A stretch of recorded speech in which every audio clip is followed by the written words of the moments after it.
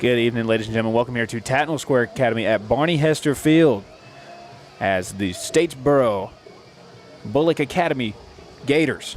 They take the drive up north to take on the Trojans of Tattnall Academy. Both teams 2-0 tonight. Going to be a great matchup between two squads, Coach Hester's Trojans and Coach Phillips' Bulloch Gators. I'm Aiden Mazingo on play-by-play tonight, joined by my partner, Kyle Tucker. He'll be on color commentary tonight. Kyle, how you feeling tonight? Feeling good, Aiden. It's a good night for football. 2-0 teams.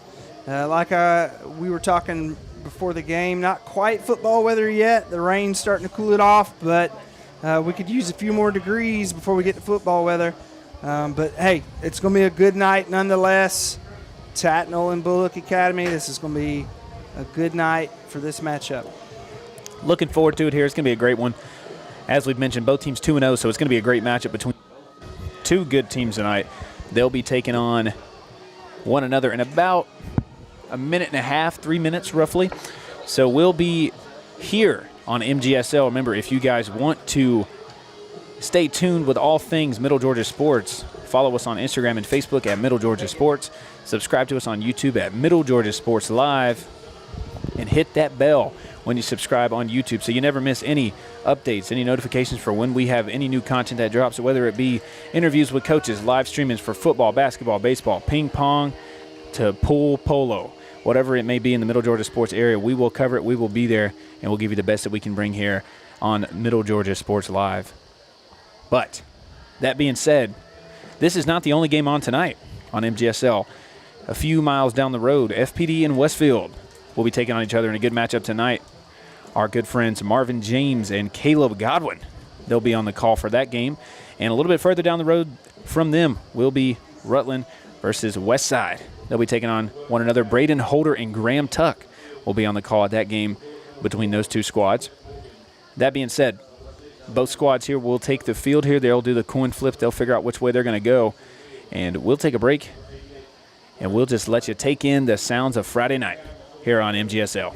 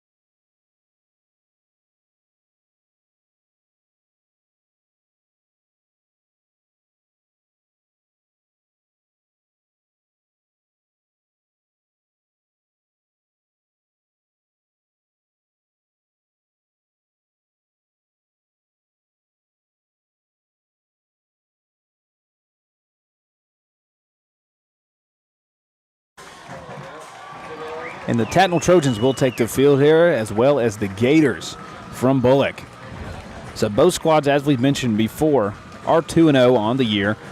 The Tattnall Trojans have only allowed 9 points in total on the year. They beat Piedmont last week 35-2, and in week one matchup against Gatewood, they won 47-7. And there's plenty of players to highlight. And really the main guy that we've highlighted the past 2 weeks who's gotten back-to-back player of the games is Micah Clyde, the running back. Been an absolute workhorse. First week tallied over 160 yards of all-purpose yards, and basically did the same thing next week. Nothing was really going to stop him. He's able just to kind of put the ball where he needs it to be. And speaking of putting it where it needs to be, number 9, Angelo Bellamy, the freshman quarterback, may I first add, does not play like a freshman, has a lot of poise when he's in the pocket. And Noah Shelton was on week one commentary with us, reminded him of a young Bryce Young at Alabama. And just the way that he plays, the way he's able to put the ball where it needs to be, and just to play with confidence well above his age. and it really just makes him stand out on this Tattnall team that's really full of seniors and juniors. He's one of the few bright spots in terms of the younger guys. If you're Coach Hester, you love to see that. And on the other end, Bulloch 2-0. They've allowed 39 points this year, but they've also had some close games. They played Brentwood last week. They won 36-33 in their first game in their season opener. They played Pinewood, won 44-6. And of course, they're coached by Coach Aaron Phillips. Been an awesome coach this year. He's 33-11 in his entire time at Bulloch. He's Coach of the Year in 2024, state champion also in 2024. And Tattnall is going to get ready to kick off here. On to kick for the Trojans is Sam Clark. And we're off. Good center punt there. Or kickoff, I mean. And return man, he's able to get free. Oh, One man wow. to beat. The kicker's got to make a play. He doesn't. He's able to miss. He's going all the way, Aiden. And that will be a kickoff return for a touchdown, number 14. Connor Perry is able to take it back off the return. And what a start, Kyle. Yeah, kickoff looked like it was going to go left, but it just kind of lined up center, as I was talking about. And Connor Perry just took it. He took the right lane, went up the sideline, and he went untouched, Aiden. So just like that, the Gators, with the first bite, they're up 6-0. You got to give props to the kickoff team. They're able to make the blocks, able to make the holes, and give Connor Perry some daylight. And that is a quick 6 and a quick start for the Gators, as they will be up 6-0, hopefully 7-0 with this made extra point. Yeah, in week 1, Tattnall beat the Gatewood Gators today, facing the Bulloch Academy Gators, as that one goes through. This is going to be a little bit more of an old-fashioned Gator wrestle, if you know what I'm talking about, Aiden. This is going to be a matchup that is going to challenge the Trojans.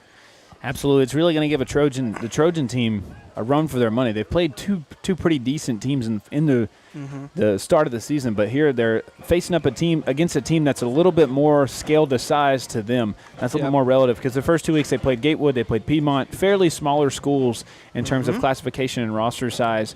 You usually see around 20, 25, 30 at the max for most of the teams, such as Piedmont and Gatewood, in the smaller classifications. But as you move up into 4A, which is where Tattnall is at, they're moving into a play here with a 4A team, a 4A powerhouse maybe under Coach Phillips, with the Bulloch Gators. And if you look on the sidelines, you can kind of see they've got both kind of similar roster sizes here, in between the 30s and 40s and the high numbers.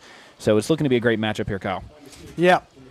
When I was making my roster sheet earlier, honestly, I think Bulloch may have 4 or 5 more players than Tattnall, so not much of a difference there. 2 4A schools, one Tattnall out of District 6, Bulloch Academy out of District 2. And so this is a pretty even matchup, and we'll see how it goes. So Woodrum's kick is on the way. It's going to be received, taken away from Clyde. I believe that is going to be Price, who's going to get a good return there for about 20 yards, or Jeremy Stanley, excuse me. So Jeremy Stanley will take the kickoff return. While we got a break here, let's go ahead and take a look at those starters for Tattnall Square.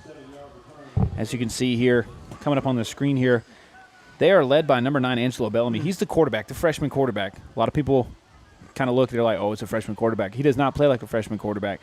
And really the main guy that we're going to highlight here is oh my goodness, I'm going blank for a second. Sorry, Micah Clyde.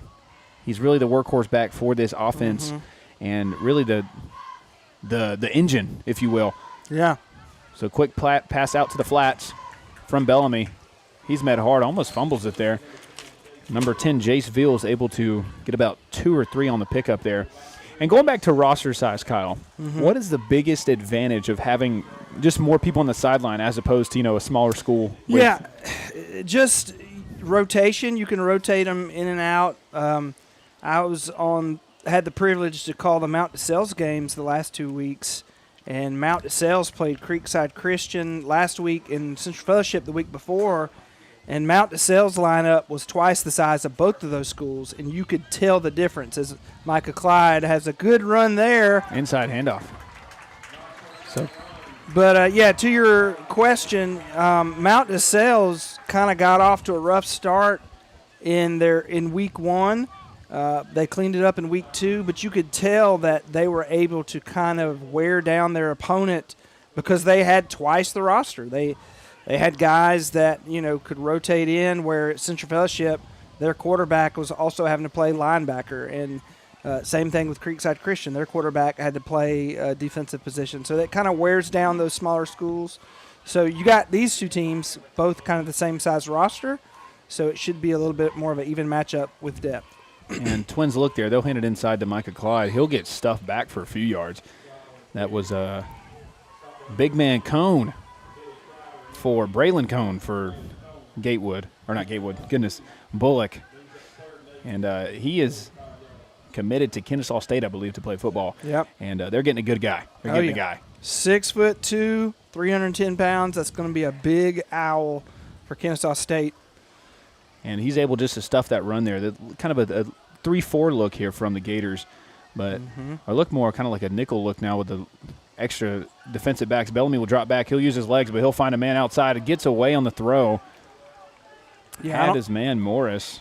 Don't know that he had a good handle on the ball. He had to scramble a little bit there, and then when he reset, looked like he was going to have a good throw, but it kind of wobbled as it came out. And that's another thing to be on the lookout for Bellamy, especially with him being a younger quarterback. You know, you like to see quarterbacks use their leg. You like to see him throw. He can throw the ball really well. And kind of an underrated part of his game is his ability to improvise. And he's been able to do it a lot. He showed a lot in the Piedmont game, his ability just to kind of move around, make some plays that whenever it broke down, similar to Russell Wilson, if you had to do it like that, if you had to put it into NFL terms. So across the middle there to Lancaster. He'll get hit hard, and he'll probably be 3 yards back from the first down. Let's see what Coach Hester says. Yeah, it was 3rd and 8, so about a 5-yard pickup there on the short pass. No, well, 7 yards. They're gonna mark them one short.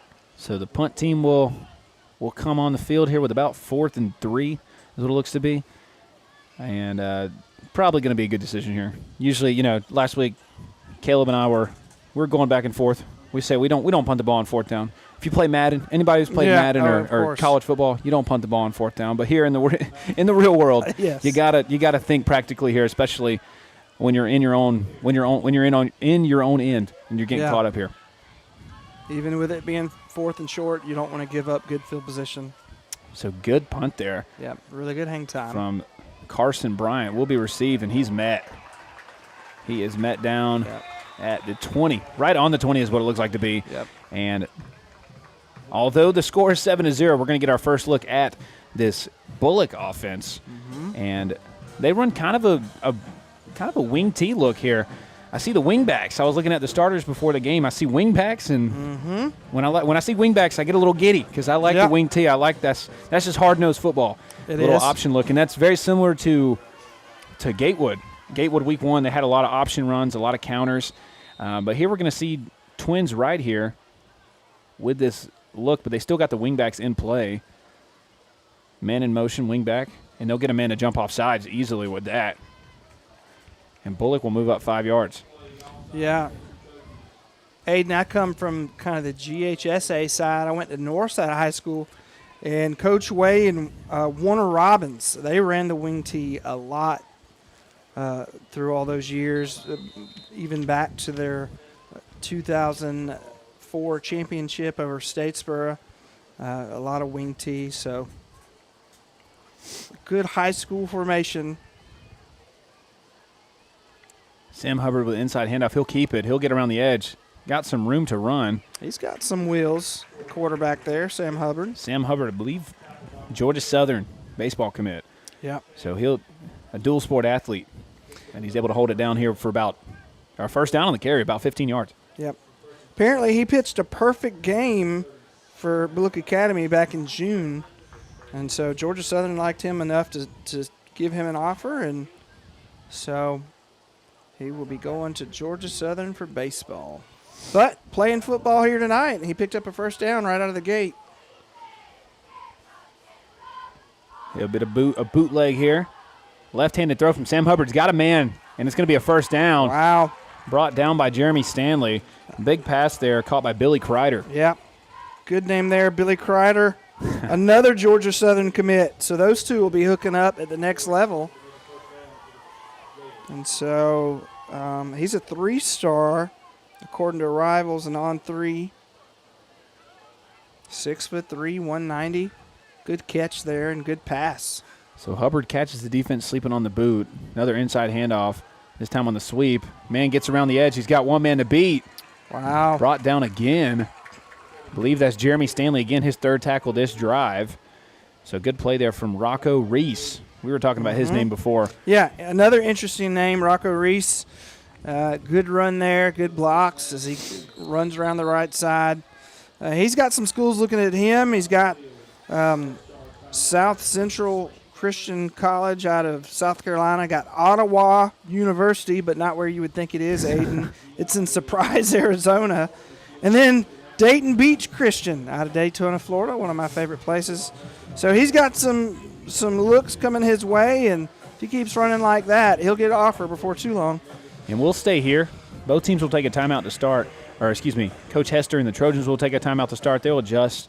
They'll kind of get their things under control here because we've seen 3 straight shot plays from this Bulloch offense. Just they've been able to roll out with the bootleg and also the wingback sweep. They've been able to kind of get a good bit of running yards here just on the motion plays. And, Kyle, what's the biggest thing you have to look for, especially in something from a defensive side when you're playing against a team that's high motion? What's the biggest thing you're looking for challenge-wise? Oh, wow. I mean, it's just you're going to get a lot of – I mean, you like you said, you've already seen it. There's been a lot of motion, a lot of different looks. And, you know, defensively, they may have to spy the quarterback some if he's going to be running like he does. And so you're just going to have to kind of look at it. And there's a handoff there to number 2. Inside run to B.J. Smart, the fullback. So, to your point, Aiden, a lot of different people getting the ball. Hubbard ran for 1. B.J. Smart got 1. Kreider's gotten 1. And then I think there was another. Rocco Reese. Rocco Reese. So this offense is very multifaceted right out the gate. So this is going to be a challenge for Tattnall. So wingback left this time in the set. Tight end is up. It's going to be an inside handoff to Kreider. Kreider will get around. He's going to drive. He might get pushed in for 6. But a wall will form, and they'll be down. Or excuse me, Connor Perry almost put another one in the end zone. Saw him take that kickoff back to the house in the opening kickoff. But that is a good thing if you play in sort of a wing T motion offense, is that everyone gets a chance to eat, if you will. Everyone gets a chance to be at the table, to sit and eat at the table, not just, sit and watch. And it's a sometimes a high risk, high reward with all this motion, because sometimes you'll get caught off sides and false starts and everything. But so far, everything looks pretty clean from Bulloch.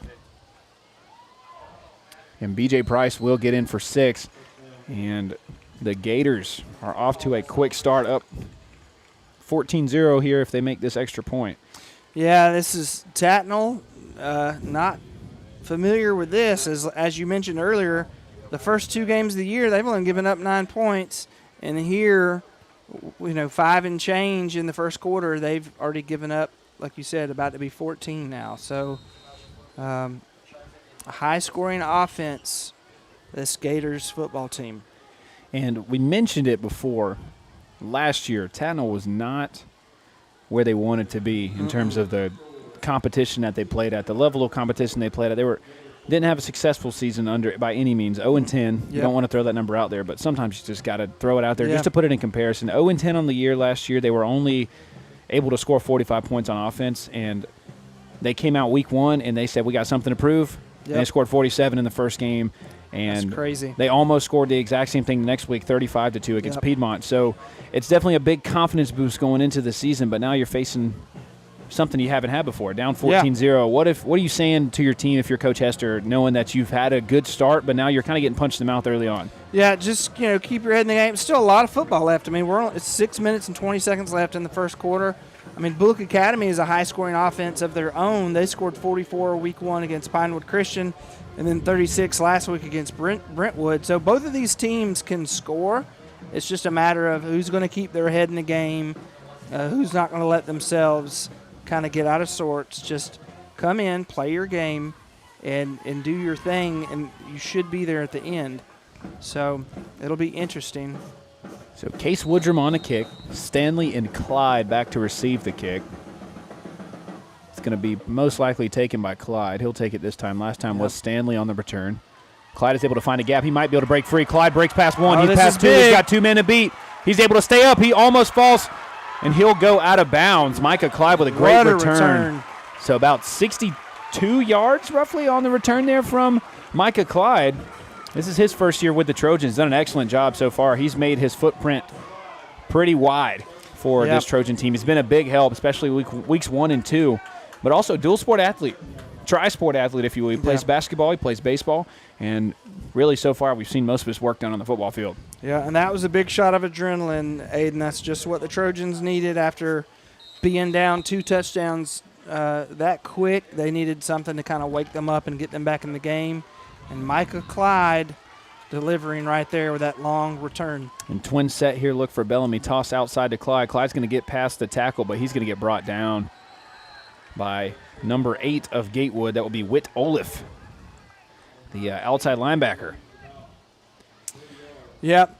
It's a little interesting to go to Clyde. You'd think that he'd be a little bit winded after that long return. They go right to him in the first down of the drive there, and unfortunately he was stopped. But 2nd and 13.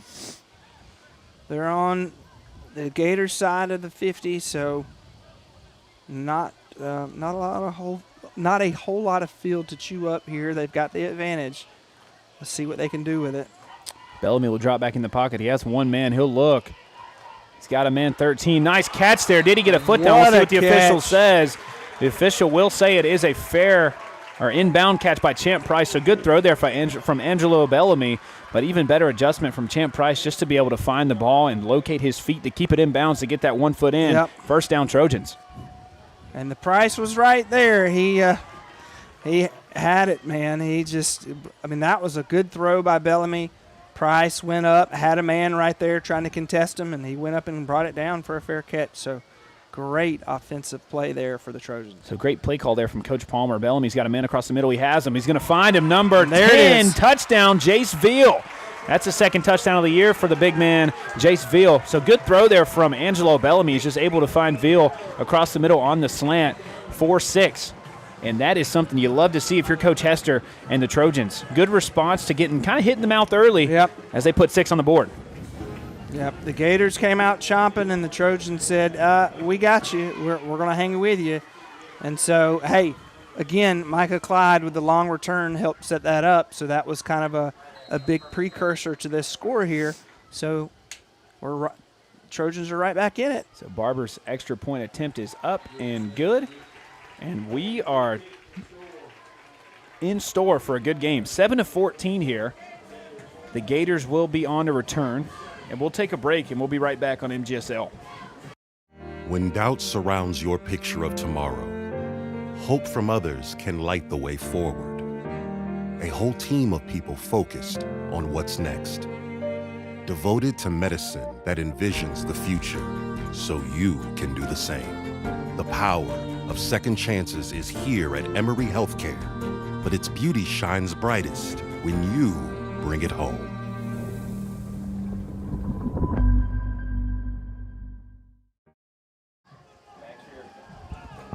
Back here on MGSL, Aiden Mazingo, Kyle Tucker on the call. Just saw a great play there from the Trojans. Jace Veal was able to find that pass on a rope from Angelo Bellamy, and it really didn't seem like Veal had to do much adjusting to catch it. Bellamy threw it right on a line on a dime, and that's 10 in the end zone for 6.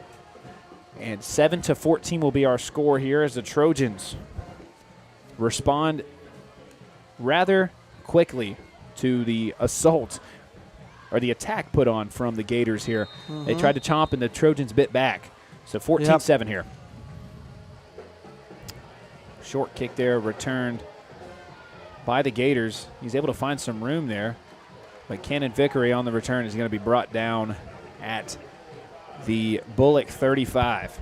Yeah, they avoided Connor Perry that time after he had the initial kickoff return. That one going to, like you said, Cannon Vickery, the sophomore. He still had a decent return right there, but. And tried his best, but he was met by a lot of Trojans there. So we'll take a look at the Trojan defense. We haven't really had a chance to pull this up and look at it, but we'll take a look here, kind of an in-depth look. Really the main player that we've been kind of calling his name a lot has been number 45, Andrew Pecorelli. Yep. Andrew Pecorelli has done an excellent job at just being able to find the ball. He's got a good nose for the football. He's been able to had a fumble recovery touchdown in week 1 and another fumble recovery to go with it. So he's definitely a player to look out for, number 45. Yep, and this defensive lineup look brought to you by BCI Insulation Inc. So looking to, construct a home or do some construction, need some insulation put in, call BCI. They'll get you taken care of on the insulation side. And so Tattnall defense here looking to see if they can hold Bulloch, as they gave up a touchdown to him on the first drive they had. And so they're going to give up another one. And he's going to get free. He's going to break free. He has a man in pursuit, but nobody is going to catch. And that was N.J. Eason, Nicholas James Eason. So N.J. Eason is going to be able to break free and catch 6 there, as he had men in pursuit, but 2 plays for 6. And that's how quick it is for the Gators to put 6 on the board. Yeah. And again, we said it was going to be potentially a high-scoring game. We already got 4 touchdowns combined between both teams with only 4 minutes left to go in the first. Yeah, that was quick. And you got to wonder, Aiden, if Tattnall was a little tired defensively. The drive for the offense for Tattnall was kind of quick after the long kickoff return by Clyde there, and that one's good. So the defense for the Trojans, they've been out on the field quite a bit, and they're maybe showing a little bit of tiredness here early. But 21-7, Bulloch Academy.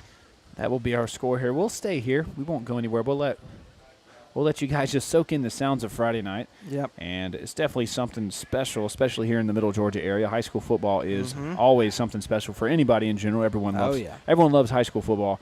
Even if you say you don't, everyone likes it. Everyone likes football, I believe. I think it's one of the sports that unites people together. Yeah. And here we see both teams are just not really showing much fatigue. But as to your point, Kyle, the defense of Tattnall has been on the field for a good bit of the first quarter, so definitely some fatigue is definitely setting in. I would think so.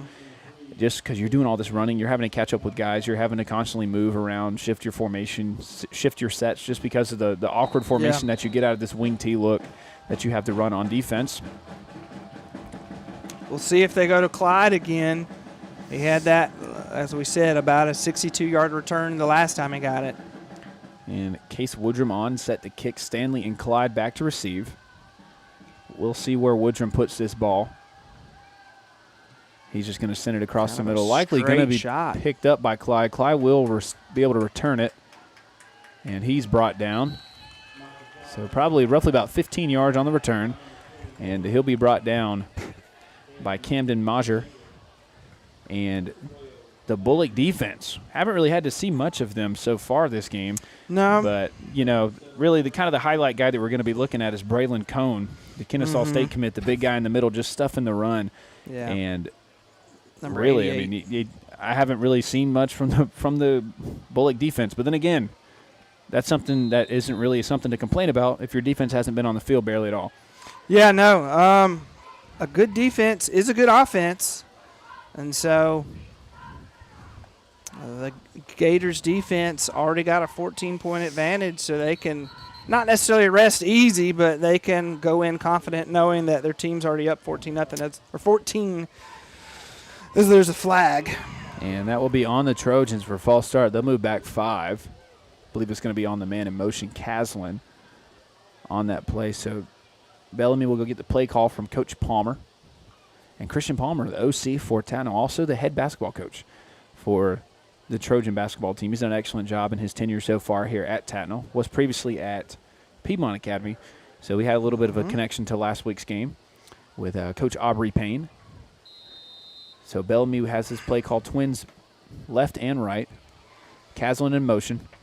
He'll drop back, maybe be able to find a man quick. Bellamy's got to use his legs to make a play here. He's able to get past one man. He's got a man in pursuit, and he was about to get hit hard there from a pursuing Braylon Cone. So likely the best option he could have done there was slide down. Yeah, nice little juke inside as he was coming up on that first defender. He looked like he was going left. He cut right. And then, like you said, as he was coming up on the big hoss, Braylon Cone, he wisely decided to slide right there. So nice pickup after being at 1st and 15 after the false start. So 2 and 8, or 2nd and 8 rather. So we got a bunch left here from the receivers. May see a screen here. No screen. Pass across the middle, almost picked off. And he will be kicking himself. Tate Williams, as he almost came up big with an interception there. The pass was intended to Jace Veal on the inside pass, kind of forced in there from Bellamy. So, and that's something you got to look for too. That's something you kind of got to give a little bit of grace with a freshman, a young quarterback taking risks like that, throwing it across the middle into double coverage. Yeah. Not trying to essentially play hero ball. Because, of course, as a quarterback, you want people to look at you. You're the main guy that people are looking at on offense. So, of course, you want to make big plays in that position, but sometimes you got to play conservative. Bellamy. He's going to get He sacked. is going to be brought down hard. And who else than the big man, Braylon Cone? Yeah, he the pocket kind of collapsed on him right there, and he kind of pump faked. It looked like he was going to try to go somewhere, but ran out of time, and Braylon Cone scooped him up there. And so that'll be a turnover on downs here as they look to punt it. And Braylon Cone got his get back on that last play. Wasn't able to quite get to Bellamy on the scramble, but he's able to tackle him for a loss. So he'd much rather prefer a sack over just a normal tackle. And we have 2 back to receive for the Gators. Good punt there from the Trojan punt man. Returned by Kreider. Kreider's going to be brought down quickly. It's good punt coverage by the Trojans. So Jessup with the tackle. Mr. Blanton Jessup. You were talking about what a great night for football. Aiden, the cicadas are out. I went down to the concession prior to the game to get, a drink of water, and, man, the cicadas, you can maybe hear them come through the broadcast a little bit, but down at field level they are so loud. Of course, that's kind of the song of the South, if you will, is that cicada sound in the background. That's how you know where you're at, especially in South Georgia. I feel like the cicadas in the area have different tones to them. Yeah, to their chirps, to their chimes, whatever song they're singing, it's kind of different wherever they're located at. But speaking of good nights, no rain tonight. Last week we had a roughly 2-hour rain delay. We didn't kick off here at Barney Hester until 9:15 officially last week. Yep. So thank goodness we're not having any delays this week. I know we may have a few weather delays with some of our other games tonight, but as you can see in the ticker down there, FPD Westfield. FPD off to a 7-0 start here. Yeah. So that will be a good game. Remember to tune in on MGSL. Marvin James and Caleb Godwin are going to be on that call. That'll be a good broadcast there. Yeah. Big Marv as he goes by. The Marvelous One, however you want to refer to him as. But we're grateful to have him here and helping us out tonight. Yeah, I've got the opportunity to do the Mount DeSales broadcast the last 2 weeks with Brett Taylor. And Mount DeSales had 2 wins all last year, and they've already started off 2-0 this year. And they're down at Pinewood Christian tonight down in Belleville. Aiden, the last time me and you were on a football broadcast together, that's where it was. Speaking of rain, it was raining that night. Westfield Pinewood. Yep, Westfield Pinewood. That was a good broadcast and good game. So Mount DeSales is down there, and we'll see if Coach Slocum can start them off 3-0 as the Trojans are looking to go 3-0. Inside to Price. And Price is going to be brought down. Wright. Smart. I'm saying the wrong names. BJ Smart brought down on the carry there. He'll get about 8. It'll be 2nd and 2 here. To tell you, these Trojan uniforms, this is my first time at a Trojans football game, and in the right light, the blue, it's a blue jersey, but it could almost look purple in certain light. Just the yellow makes me think of LSU, but with the blue and yellow together, it's like a Fort Valley State kind of. So a handoff to Cooper Perry. He's able to get around the edge. Cooper Perry's got a little bit of speed. He cuts back, but he's brought down by Jeremy Stanley. Yeah, he's definitely got some speed. He was looking to take that one into the house as he had a football or kickoff return for a touchdown earlier. So, man, the Gators, they work quick, Aiden. Absolutely. They got a lot of speed, especially just being able to receive the handoffs, because some of the handoffs are kind of intricate here when you run this wing T. Mm-hmm. And especially with the wingbacks being in motion with the fullback dives, you got a lot of options if you're the quarterback, but especially if you're the wingbacks or the fullbacks, you got to keep your head on a swivel and always your hands ready to receive that ball and be able to take it to the house sometimes. Yeah. As we saw Connor Perry nearly take it there for his second touchdown of the night. And it's going to be an outside handoff. 17 this time. To the wingback. He was stopped right at the goal line. So that's Rocco Reese being queued up again. Reese nearly gets 6 there. It's 21-7 here. The Gators on the verge, on the edge of putting another touchdown on the board to make it 28-7 here. Yeah, this is quite a start. If they can go up 4 scores in the first quarter, that's going to be – if they can, well, they'll be up 3, but if they can score 4 scores in the first quarter, that'll be something else. And there's the handoff to Reese. Rocco Reese is going to get in. An excellent job from the line. The offensive line just created a nice hole there, and Reese is able to get through that A-gap for 6. And now 27-7 here with 28 left to go in the first. Yep, it's the Trojans are seeing it all from this Gators offense. There's been like 5 or 6 different ball carriers and receivers to be involved, and looks like the Trojans are just trying to kind of figure out what to do. So Coach Hester is going to have to make some adjustments here if they're going to hang in this ball game. So Woodrum will be on to kick the extra point. Woodrum, a kicker's frame, 145 pounds. And he'll put it up for 6. And that will make it 28-7 here with about 40 seconds left to go in the first. The Trojans trail by 21. We'll take a break, and we'll be right back on MGSL. Real recognize real. Real taste, unmistakably Sprite.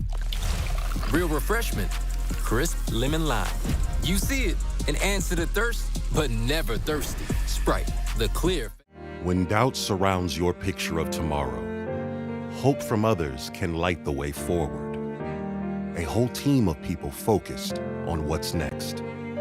Devoted to medicine that envisions the future so you can do the same. The power of second chances is here at Emory Healthcare, but its beauty shines brightest when you bring it home.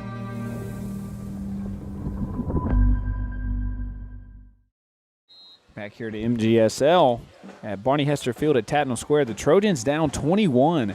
The Gators have started out white hot as they are in the lead here, and they really don't show any signs of taking their foot off the gas as the kick is received by Micah Clyde. Clyde's got some room.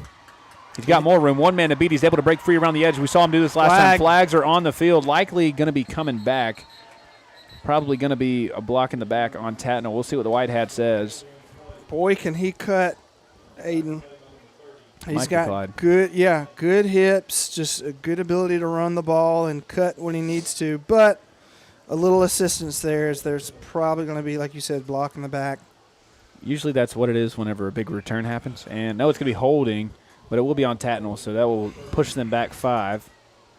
In week 1 of the Mount DeSales game versus Central Fellowship, Mount DeSales, their returnman, Harrell, he had 200 all-purpose yards with potentially 3 kickoff returns and punt returns, but there were 2 holds that brought some back. So you hate when you have a good return, even a touchdown, if you will, and then it gets brought back by a penalty.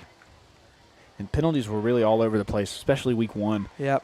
That's something you really see a lot. In week 1, you don't want to see it, but, you know, when you're starting a new season, sometimes you got younger guys, sometimes you got new guys, and they got to get adjusted to the field and just the overall kind of change of play. Braylon Cone stuffs the run there, sends Micah Clyde back down to earth.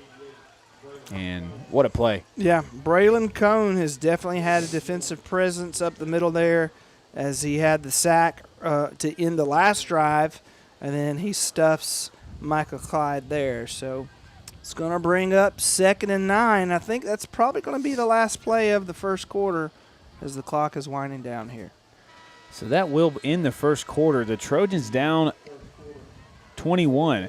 The score is 28-7 here at Barney Hester Field at Tattnall. We will take a break, and we'll be right back with second quarter coverage on MGSL. When doubt surrounds your picture of tomorrow, hope from others can light the way forward. A whole team of people focused on what's next. Devoted to medicine that envisions the future so you can do the same. The power of second chances is here at Emory Healthcare, but its beauty shines brightest when you bring it home.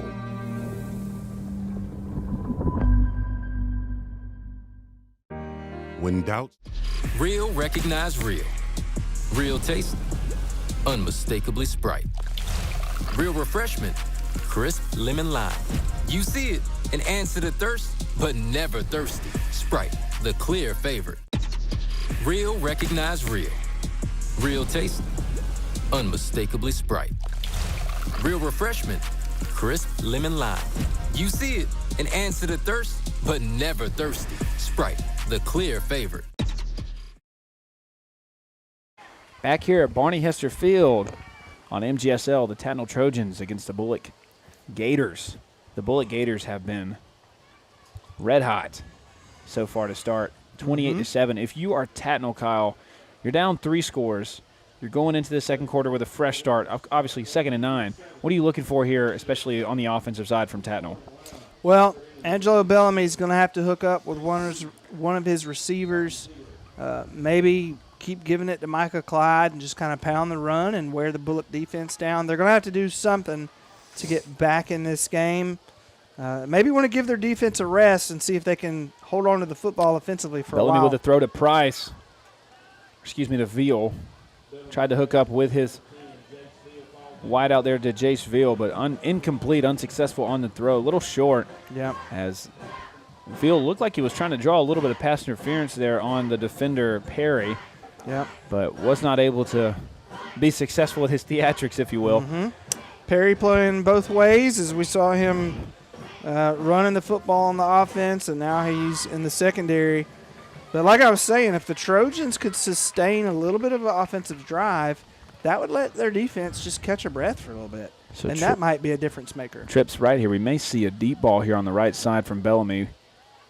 Nice pass there. Caught by Caslin. Caslin's going to be able to break free, and he'll pick up the first down. That was a nice little turn back to get the ball. The defender was on him, but he turned back to receive the pass. And plays like that is really what makes Angelo Bellamy stand out, especially with him being a young quarterback, freshman quarterback. He's able to hit Caslin with an excellent pass in the break of the route from Caslin on that out route. But we see that trip set here. We kind of see 2 different looks from the receivers, as Caslin was the inside man, just ran the out route, just up and out, and was able to get that pass outside the numbers. But as you were saying, his ability to cut back is what allowed him to get those extra yards for the first. Yeah, good route running by the senior receiver there. And I keep going back to some of the Mount DeSales games because just for the first 2 weeks, that's what I saw. They've got a good quarterback, Benjamin Bernia Jr., who has a monster of an arm, but he had a hard time linking up with his receivers. Bellamy, his arm is not as big by comparison, but his completion rate is a lot better. So Clyde with the inside handoff is able to get through. He'll get driven back. Good play there from the linebacker. Goodness. We got to get a number on that guy. Number 1. Cannon Vickery. What a play from the linebacker. My goodness. He took Micah Clyde probably back to the line of scrimmage there. Yeah. With that extra effort play. Surprised they didn't blow the whistle. But, as you said, Aiden, Clyde is the workhorse, or the Clydesdale, if you will, of this Tattnall Trojans team. And if they're going to be successful tonight, they're going to have to let him carry the rock and do his thing. So they've got the first down. Let's see what they'll do. They got 4 receivers. Bellamy will drop back, has a man wide. He'll find him. I believe that's going to be Champ Price. And he's able to get maybe the first down there on the extra plays. That was a great route there, as you had kind of a spread look. Had the 4 receivers, and Price just kind of cutting left there. And nice, just easy throw by Bellamy. If the Trojans can keep this going, they'll be in business. So nearly picked up the first down there with with the out route there from Price. But a good throw from Bellamy. And as you're saying, Kyle, the Trojans have been steady with their attack here on this drive to open the second quarter. Inside handoff to Clyde. He's met. And I don't think he's going to get the first down. Got a little bit of pushing and shoving in between that pile, but it might have been a fumble. I believe it is. And I think I might have jinxed him. I feel kind of bad now. Well, unfortunate there. Yeah. Golly, that was probably one of their better offensive drives of the game as far as the sustained drive. And then to fumble it, and Clyde with the fumble there. Not what you want to see if you're Coach Hester. So Clyde was running up the middle. I believe he got it punched out from the linebacker from behind, and he'll fumble it. So it'll be what was a good drive put together by the Trojans, just squandered by just lack of ball security. Sometimes that just happens, but you try to hold on to the ball as best as you can, especially that running back position. That's something that you pound so hard during practice is ball security, ball security.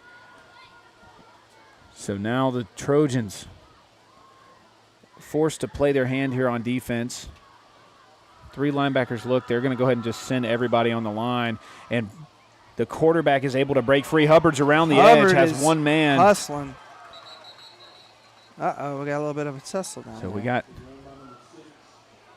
Sam Hubbard. Nice play there from the quarterback, excuse me.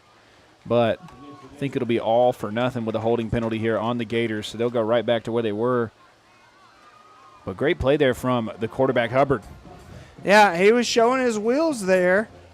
He showed them, I believe it was in the first drive. He had a good running play, and then everybody was getting a share of the ball for the last couple drives, and then Hubbard said, you know what, time for me to get back in it, and then had a good carry there. For some reason, Aiden, the scoreboard here at the stadium is showing 37. That's not accurate. It is 28-7. So maybe the scorekeeper will realize that. So our score here on MGSL will be the correct score if you are in person. We don't mind being official tonight. 28-7. So 28-7 here. Last carry was from Hubbard on the keeper. Inside handoff there to the running back, Smart. And he'll be brought down for about a gain of 3. And it's such a challenge for this defensive line they're getting thrown out of whack here, just reading this handoff. Yeah. Reading the handoffs from the quarterback, because you have in the wing tee, there's about 6 people you can hand the ball off to. Yeah. So back-to-back fullback drives there. Hubbard has a full cupboard, if you will. A lot of offensive options to choose from. And then again, hence the name, the option offense. Yes. And although the wing tee is a variation of the option offense, you get just more options. And absolutely. Although it is challenging for the defense, it's equally as challenging for the quarterback, the guy who's got to run all of it, knowing that, hey, I got to hand the ball off to so-and-so during this time, but so-and-so's got to make their read, and everything has to happen kind of perfectly here. As there's a reverse handoff there to the wingback, Reese. Yeah, you got to know your playbook for sure on kind of an offense like this, and so – 1st and 10 again, and that's really Bulloch's MO here is that they're just going to run it and wait for them to kind of just commit all out, and then they'll probably run a little bootleg pass on play action. We'll see a bunch look here between the receivers. The wingback will stay back in motion. Yep, and there's the rollout from Hubbard. Hubbard's got a man deep. One man is wide open. He trips and falls. So Billy Kreider, likely a house call if he catches that ball. Yeah, they hooked up earlier on a good throw and catch, but Kreider trying to pull away from the defensive back there, and he slips. And Kreider was wide open on his streak there.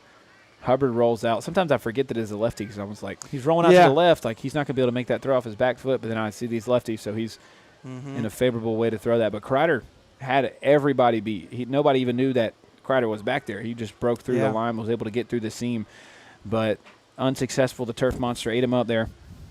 And they live to fight another day, the Trojans on defense. And so the scoreboard now back to 28.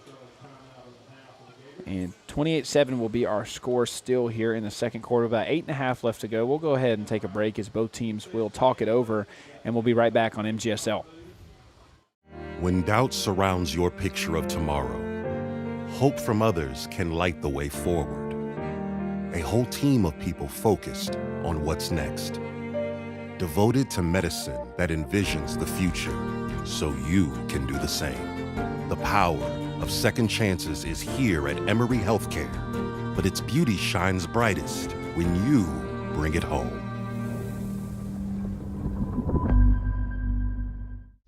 Real recognize real. Real taste, unmistakably Sprite. Real refreshment, crisp lemon lime. You see it and answer the thirst, but never thirsty. Sprite, the clear favorite. Back here at Barney Hester Stadium at Tattnall Square Academy, Kyle Tucker and Aiden Mazingo on the call. 28-7 Bulloch Academy with about 8.5 left in this first half. Aiden, this has been a tough matchup so far for the Trojans. And something that the Trojans saw week one was a wing tee offense from Gatewood. But to the opposite end of it, they didn't run it as well as Bulloch has run it tonight. Bulloch has been excellent in their execution of their motion plays and their handoffs and their pitches and their carries, and they've done an excellent job at just being able to chip away at this defense of the Trojans. And as we saw earlier, they just keep doing the same thing. They keep running it, and then they'll roll out for a pass every 4 or 5 plays. Once the defense is fully committed to the run and they're able to find a guy either deep in the seams or just find a guy in the middle or on the outside. So something to look out for if you are the Trojans is just stay home sometimes. Yep. These Gators, the Bulloch Academy variety, are a bit of a challenge so far. And it's going to be close, but he's going to get the first down. Yeah. That will be Rocco Reese. And he's been kind of the go-to guy on 3rd and short for the Gators. This kind of the big guy, unafraid to get contact. And usually that's typically what you see out of the wing backs. Sometimes you'll see them roll out and take like a little flat route to catch that bootleg pass from the QB. Yeah, every time I see that name, Rocco Reese. This is probably a little too far back for you, Aiden. There was a Nickelodeon cartoon called Rocco's Modern Life. The main character was some kind of dog. It was just his life. So every time I see that name, Drop I think back Hubbard. A little short there. Unsuccessful there to Billy Kreider. Kreider does not get the reception. So that's another look there from Hubbard. That's been his favorite target this evening. That's the 4th target of the night for Billy Kreider. And I believe that's only his – he only has 1 catch tonight, I believe. That's right. Yeah, he fell on that on the previous one to this one, and then that one a little short. So a little bit of a different play there. We see just a straight drop back from under center. As man in motion wingback, we'll get the handoff. Rocco Reese around the edge. He is so good in motion. And he is an excellent job at just being able to receive that carry and just take it around the edge, as you're saying, Kyle, on that sweep run. And he picks up a first down again, and the Gators are just chipping away here. Yep. So looking out of Columbus, they are 0-2, Aiden. And they're at Glenwood looking to get off the snide, but they're at a weather delay right now, scheduled to start at 8:45. So handoff to Smart. Smart's going to just run into contact, and he is going to get a first down. We'll see what the chains do here. But tell you what, if you're the chain crew for this Gatewood team, you are getting a workout in tonight because you are moving up and down this field. Yep, a lot of first downs so far. A lot of workout for this Trojans defense as they're seeing it from all sides, whether it be Kreider, whether it be Rocco Reese, whether it be B.J. Smart, whether it be Sam Hubbard on a keeper. They're getting all kinds of looks here. Another man in motion. Back wide, roll out from Hubbard. Hubbard has nobody. He's going to try to break free, but his legs are going to get caught by, I believe that is Tate Morris on the play. Camden Brewer, correction. Number 28, that interior lineman. So, Aiden, you're working a double shift today. You did Tattnall and Bulloch Academy softball. How did that go? Tattnall won 13-1. Wow. Or 11-3. Excuse me, 11-3. They had a really good game over there. And that was the makeup game. We did that game a few weeks ago, but it got rain delayed and then eventually rained out. Also, Tattnall's game yesterday, wow, whoever just ran that got sandwiched. But going back to the softball game, Westfield and Tattnall were supposed to play yesterday, but they got rain delayed. So likely they will be making up that game at some point. But it seems every single time we come down here to do a Tattnall softball game, it gets rained out the first time. Yeah, a lot of rain here in this late summer, but maybe it'll take a break and we'll get some cooler temperatures here as we get into September. And speaking of cooler temperatures, it is not as hot as it usually is tonight in Macon. God. And I am counting my blessings for that, as that outside handoff to Reese is going to be for about 5. Yep. They don't have it marked third and we'll see fourth what and 6. Coach Phillips does here, as it is 4th and manageable, really. They just need about 2 yards. Yeah. So we'll see what the play call is here. I don't see the kicker anywhere to be found. Yeah, I mean, if they turn it over, the Trojans have it at the 18, so that would basically be like a kickoff. They've stopped the Trojans so far, so they're going to keep it. And they're going to sell out here. Inside handoff to Smart, and he is stuffed there. Big play. Andrew Pecorelli comes up with the ball, too, so he always finds a way to get the ball. Wow. Whether it be a fumble recovery, an interception, or just a scoop and score, he's been able to do it all this year. 3 fumble recoveries on the year for Andrew Pecorelli. I'm not sure if that will be counted as a fumble recovery, but you're never going to complain about a turnover on downs if you're the defense. But Tattnall, although celebrating for the defensive stop, they have got to get out of this field position they're in their own end here. Yep. Pecorelli just sandwiching Smart. Almost turned them into some Smarties there, just smashing them to pieces on that play. Just good defensive stop by the Trojans. So a little under 4 minutes left to go. Bellamy will roll out. He will get taken down. Wow. Maybe a face mask. I hear some people chirping for that. Looked like it was a face mask, but the official is not going to be able to see that because it was just a pile up there. Yeah, a lot of defensive bodies just kind of rushing in. So they're going to have it on the 8. So you want to say second and manageable, but really it's not. Yeah, not really. Nothing's manageable in your own end, and they're going to have to really claw their way out here to climb themselves out of a pit. And even if they have to punt it, they got to get some extra yards here. Yeah, Bellamy's going to have 4 receivers here, so let's see what they do. So Twins right and left for the Trojans. Man in motion is Caslin, and that's going to be a false start. Excuse me, not on Caslin. It will be on Champ Price. So now they're going to be about on the 3. on the doorstep of their own end zone. That's not good. I tell you what, though, if he can get one to Clyde or get one to Caslin, they could take it up the field pretty quick. 3.5 minutes, just under 3.5 minutes left. If you're Coach Hester, you'd like to at least pull one score out of your hat here before the half. And honestly, I'd take a shot here. I mean, I know it's second and forever. Yep. But you really have nothing to lose here. That's right. I know you're down 3 scores. Bellamy will roll out. Inside handoff fake to Clyde. Clyde's going to be able to break free. And he'll pick up almost a first down there. So Bellamy did an excellent job at selling the rollback, but he just handed it off inside to Clyde. And Clyde will be probably about, well, seems like he's going to be close to first down, but the penalties that they picked up early on is going to be what hurts him. 3rd and 11, I believe, will be the official marking here. Mm-hmm. So we'll see if they want to go to Clyde again and then just maybe try to go for a punt to get out from this field position. So trips left, may see a shot here up the seam. They have a man open across the middle, and it's going to be there, caught by Caslin, or Champ Price, excuse me. He's right at the marker, Aiden. I think they got it. It might be close. We're going to see what the official says. Great Looks throw like he's waving it as a first down. Yeah, great throw by Bellamy. And that's the third reception tonight for Champ Price. He's done an excellent job tonight, just being able to shift his body with some of the awkward throws from Bellamy. Bellamy's done an excellent job in total tonight, but sometimes, you're going to make mistakes, especially as a quarterback, and even more as a younger quarterback. It's just the growing pains and just part of the learning process is, being a young guy getting varsity reps. Yep. And we're under 2 minutes here, so Trojan's going to have to run the 2-minute drill, and they've got 2 timeouts. As a man across the middle, that's going to be Champ Caslin. Caslin is going to be open, has one man to beat. Good play there from the safety. Wow. Caslin's going to get up and say some words to the safety.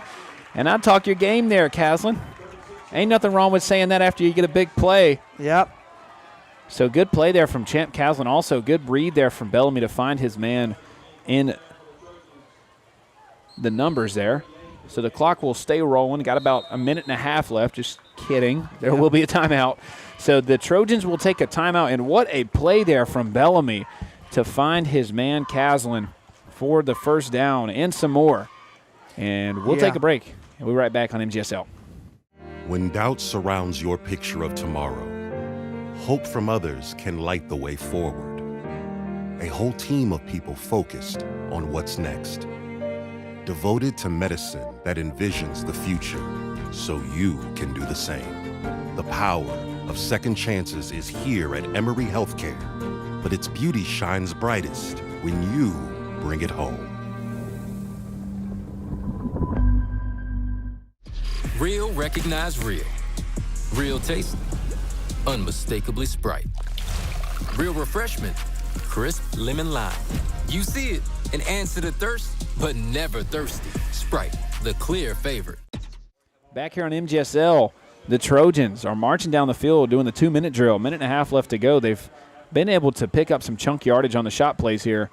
And, Kyle, if you're the Trojans, what are you looking to do here to keep up this threat? Just keep the passing game going. Bellamy with a great throw there, and you stopped the Gators on offense. You stopped their offense for the first time all night. You want to capitalize on it. Bellamy again. He does have a man wide. He's going to find him. Good play there. What a catch, almost caught by Champ Price. Champ Price is going to get up. He'll talk a little bit to the defensive back. Price was working on his back foot there as he was trying to catch it and just I don't know if he was just off balance or what, but he just missed that one. Price had his man beat. It was kind of an awkward throw there from Bellamy, but the safety was kind of given off, but then he fully committed to that throw once the ball was in the air. So it kind of forced a double coverage, so Price did have to adjust. But Bellamy will come back to the huddle. Likely we'll see another pass here. Yep. And trips left. This is usually where, or bunch left, excuse me. This is usually where the Gators have had a little bit of trouble here is defending that trips or bunch set there. Man outside the numbers, and there it is again. Number 2, Champ Caslin. He's able to get free. He's around the edge, and Champ Caslin's going to get in 4-6. Good play there from Angelo Bellamy in the bunch set there from the receivers. And it's been giving Bulloch some trouble, and it gives him trouble for 6 there as the Trojans are not down and out quite yet. They're going to keep fighting with 6 on the board, 14-28. Good drawn-up play there by Coach Hester to, like you said, go bunch left, and Caslin had it all day. I mean, just good throw by Bellamy. Caslin, nice reception, and he had the lane the whole way. But Aiden, even though that's a great score by the Trojans, this Gators offense can strike quick. And there's a minute 22 left, so if you're the Trojans, you've got to come back out on defense, and you've got to hold the Gators at bay. And that is definitely something to highlight, Kyle. You don't want to be so joyful that you scored a touchdown that you forget to play defense in the last minute and a half. Yep. And that is something that sometimes happens a lot in football. Yeah. And because you just forget, like, hey, we just scored a touchdown. There's only a minute and a half. They can't score, right, with a minute and a half. So you got to be on your toes here, even though, again, there's a minute 20, give or take, a minute 20 some change. So you got to be a little careful here if you're the Trojan defense just to remain calm and not to get overjoyed here. Yep. And don't kick it to Connor Perry. He's been eating you up tonight in the return game and offensively. So maybe a squib kick or kick it to 23 over there. NJ Eason, which he had a good return also. So you just got to be careful. So the Trojans on to kick will be number 91, Landon Patterson. He's been their kickoff specialist this year. And Barber has been Sam Clark has been their place kicker this season. So Patterson got a pretty good leg on him for a kickoff specialist. And we'll see what he does with it here. He'll go ahead and kick it to that back corner to NJ Eason. Eason tried to get it to roll out of bounds, but he's going to have to pick it up. He's got men in pursuit. He's got to be careful. And big-time play from the Trojans. Eason took a risk trying to see if it would roll out of bounds. Yep. But the risk did not pay off, and the Trojans take advantage of it. Yeah, he was hoping it would go in the end zone for a touchback, but that was a Trojans roll, Aiden, and it just kind of curled and stayed in bounds, and he had to take it at that point. So nice here we play go. there. Yep. So quick update for you at FPD. It's FPD over Westfield 14-7, and over at Ed D4, it's Westside and Rutland. Westside up 20-7 over the Hurricanes. So little Macon football action going on tonight, and we got a good one here at Barney Hester Stadium. Wingback in motion. Rocco Reese will catch the toss. He's going to get around the edge, likely to get nothing here. He's going to get driven back. And this Trojan defense and the Trojan faithful especially cheering on their squad here. Yep. And believe it or not, the fans do play a pivotal role in the momentum of a team. Contrary to popular belief, to some people may say, if your team doesn't have fans, it is a little tough to get momentum started. It's hard to kind of get the excitement up if there's no one in it. And the Trojans, to your point, Aiden, after a defensive stop and after a great offensive drive, now the defense starting to feed off of that, and the Tattnall Square finally getting some momentum here in this ballgame. Fullback handoff will be a keeper by Hubbard, and he's getting brought down maybe for about 2 yards, but he's brought down by none other than Andrew Pecorelli. And he's been all over the field tonight. Yep, and he's letting Hubbard feel it too, letting them know that, hey, our defense can play too. And so great stop by Pecorelli. And that likely will be the end of the first half. Clock is ticking down. Yep. So we got probably about 2 or 3 seconds left. Yep. And that will end the first half. The Trojans kind of won the second half of the second quarter. And Kyle, if you're the Trojans going into halftime, what adjustments are you making to continue the momentum as you shift up? Well, just keep the momentum going. Whatever they did offensively on that last drive, throwing, keep that going. Just working. Bellamy seems to throw great to his left. So if they can keep going to Caslin, if they can go to Price some, keep that going. And defensively, just come out aggressive. The Gators came out aggressive, gave the Trojans a lot of different looks. The Trojans didn't quite know what they were doing as far as trying to keep up or whether they were going to play man or zone. But if they can keep that defensive momentum going that they just showed right there and show the Gators some aggression, they'll hang in the ballgame. So show aggression and keep building on the offense that you got going. And that's definitely a big point of emphasis as we go into the second half. And as they go into break, I'm sure both teams will harp on just keeping the mindset of playing our game, because usually that's what another team is going to want you to do. The ultimate goal of playing a game, a competition, is to get the other team to not play how they usually play. Exactly. So as both teams go to break, we're going to take a break with them as we will enter into halftime here. 28-14, the Trojans trail by 14. The Gators lead by 14 here at Barney Hester Field. And we'll be back with second half coverage here on MGSL.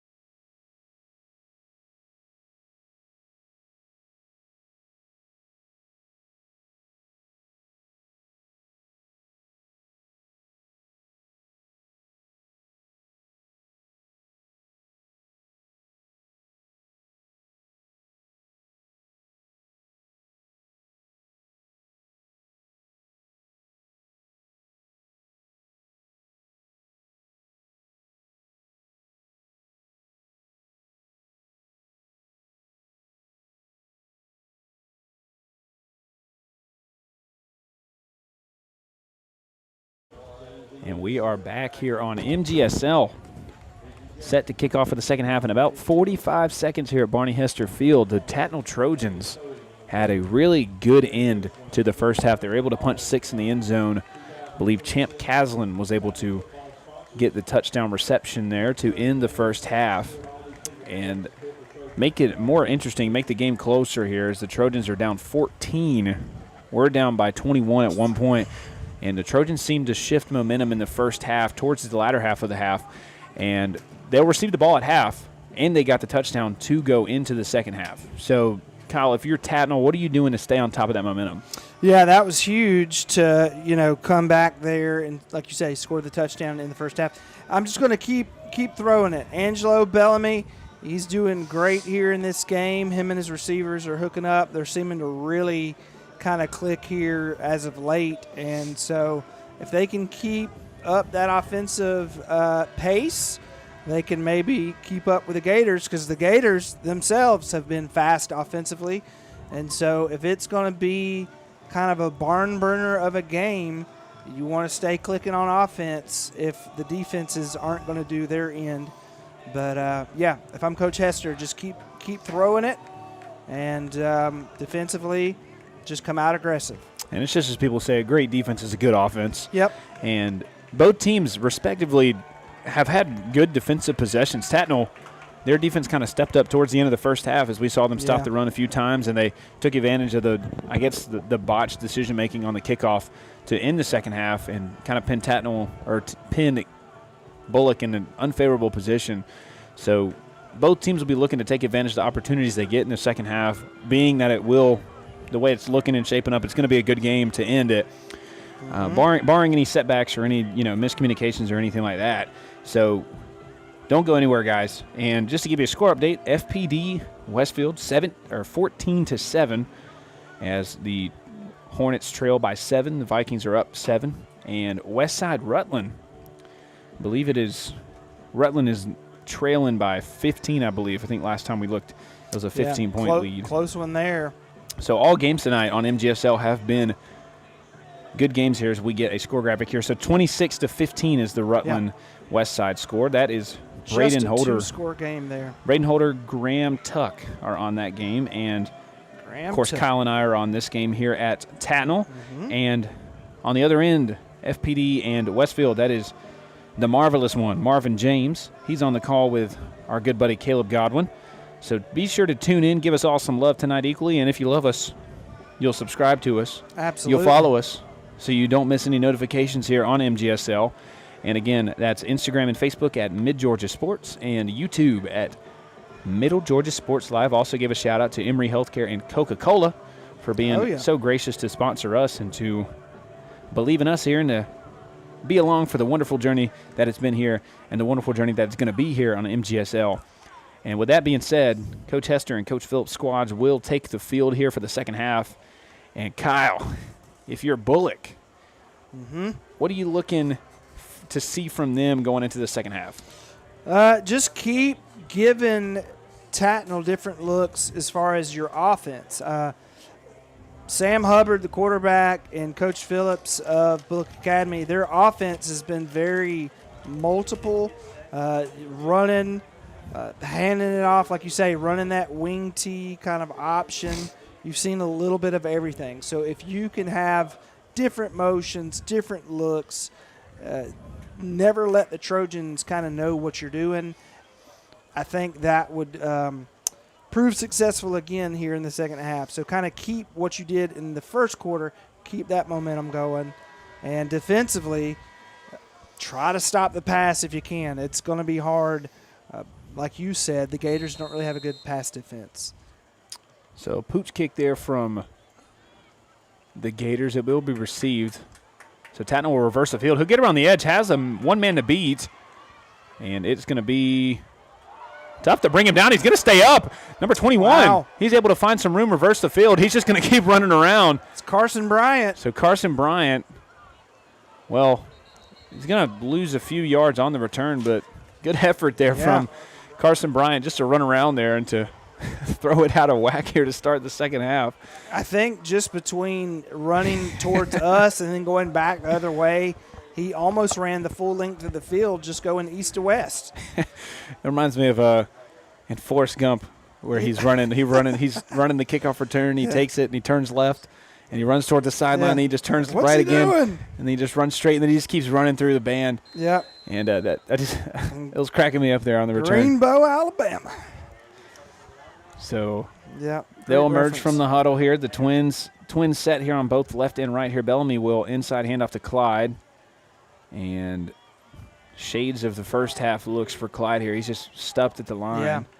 For as much as he was used in the first 2 games, other than a nice kickoff return earlier in the first half, he hasn't gotten a whole lot going tonight. It's been more of the receiving game for the Trojans so far. And it's getting to show us kind of a look of how this offense for Tattnall was able to adjust and how they're able to adapt to, one facet of their game being shut down and kind of proving they're not one-dimensional because the first 2 games they've relied heavily on the run as Bellamy. He'll use his legs here. He's able to break free, and he'll pick up maybe a first down there. We'll see what he says. But good play there from the freshman quarterback to use his legs and not force a throw there. And sometimes, again, going back to the age difference here with the experience, sometimes a quarterback of his age and his stature, you're going to try to play hero ball and force something there on the run. But he just takes it, tucks it, and gets a first down or nearly a first down. But a veteran play there from Bellamy, although it isn't the result you want, but a veteran play there from him. Yep. What's interesting, Aiden, is like you say, he's a freshman, and then believe it or not, Micah Clyde, a junior. So you're going to get one more year of these two at quarterback and running back. That's going to be great for the Trojans. And that's going to be a great freeze play there from the Trojans, as we saw Billy Kreider doing his best impression of a tightrope artist. Almost was able to toe the line, but he just goes over, and it will be encroachment or neutral zone infraction, I think is what they call it these days. Yep. So that will be a first down for the Trojans. They don't have to run a play. So they'll get by with a free one there. Great break for Coach Hester and the Trojans. They'd love to score after having scored at the end of the second quarter, and now here in the third quarter, if they can take being down 21 points and turn that into only being down a touchdown, that would be great. Bellamy will drop back, has a man wide. There's Clyde there. Haven't been able to say his name much tonight, but when we have said his name in the passing game, that's always something big to see, especially if you're OC Christian Palmer. You want to get everybody involved, especially with the spread look that Tattnall runs. They're able to use the running back as a dual threat, not only on the ground but in the air, and they'll pick up the first down. Yeah, Aiden Bellamy has loved that left side there, especially when he's got, like you said, kind of the spread look or the double twins going. He has gone to his left there, kind of in the flats, and that has been very successful for the Trojans tonight, and we'll see if they keep going that way. And he's done a really good job, Bellamy, of just finding the location outside the numbers whenever he's making those passes. Yeah. And that is something that is especially hard as a quarterback in general to make that throw outside the numbers, because inside the numbers isn't particularly as difficult just because you have more room to work with. Outside the numbers is so minute in the way you have to throw it and meticulous in the way you have to place the ball, as that's a handoff to Clyde. He's able to break three. Oh, taken down at the legs there. Tell you what, if he could have got around that last defender, he might have had a shot at a touchdown. But good tackle there to wrap up the legs and bring them down. That may have been Clyde's biggest run in terms of yardage tonight. Which is for crazy. About 6, and that's usually something we don't really say. 6-yard run is the biggest run for Clyde. But because week 1 he had a 65-yard run against the Gators of Gatewood. Pass across the middle. Oh, it's picked off. Unfortunate there. But a good heads-up play there from the Gators as the man, Jace Farmer, is in route. And Bellamy will take him down there. He'll go down hard. So an unfortunate tip there from Bellamy. Bellamy goes down. He took a hit pretty hard there from Jace Farmer on the interception return. He'll try to – he makes the tackle, but he gets up slow and kind of got hit a little awkward. So he'll hustle off. He'll likely be evaluated here. A nice pick there for Farmer. And unfortunate there for Bellamy and the Trojan offense. They were just getting started, and just something unfortunate. You can't really do anything about that when it's tipped off a receiver's hands and the ball is in the air. Just if you're the defensive players, you got to keep your head on a swivel, and they did there, and they come up big with an interception return. I mean, it was just a bullet from Bellamy, and it went off the receiver's hands. And, Farmer there to just take advantage of it. So a huge break for the Gators, as they had kind of lost some momentum there since the end of the second quarter up until that interception. So there's that inside handoff there to, believe that's going to be Perry. Yep, Connor Perry. He's every time he's gotten the ball tonight, Aiden, he's took advantage of it and had good plays. He's got some wheels. And he started off the momentum heavily for the Gators, returning that opening kickoff for a touchdown. And the Gators have not relinquished the lead since then, as Perry has done an excellent job at just pounding the rock up the middle whenever his number's been called. So he'll go in motion, inside handoff, but the keeper will be to Hubbard, and he'll pick up the first down.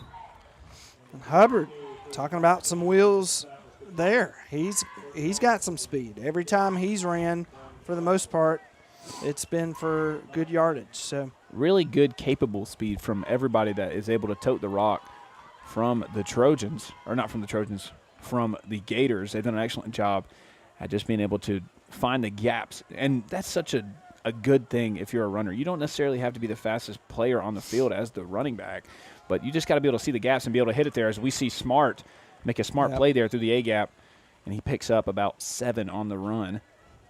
Yep. BJ has gotten a lot of looks tonight for the Gators and making use of that opportunity there. So they're going to be at, it says the 19. It's not the 10-yard line now. So 2nd and 1 to go. They're in the red zone. Can the Gators go back up by 3 scores here? Inside handoff to Perry again. Perry. It's a fumble. The ball is out. We'll see who has it. The Trojans are saying that they have it. We're going to see what the officials say. It's either going to be a touchdown or it's going to be waving the other way. See Gatewood throwing up a touchdown, or Bulloch throwing up a touchdown signal. We'll see what the official says. And the official is going to signal it as a touchdown. So Connor Perry on the carry there fumbled it, and what could have been a fumble recovery to match the interception does not happen. So the Gators were able to recover that one, keep it on their side. So 6 will be put in for the end zone for the Gators. Don't know who the touchdown will be credited to. Yeah. We saw Perry take it in, but it was stripped right before the goal line entry. We'll just say Gator touchdown for now. I don't know who it's going to be. Yeah. We'll see if we can get a statistic on that. Hopefully it's a lineman. Love to see linemen scoring touchdowns.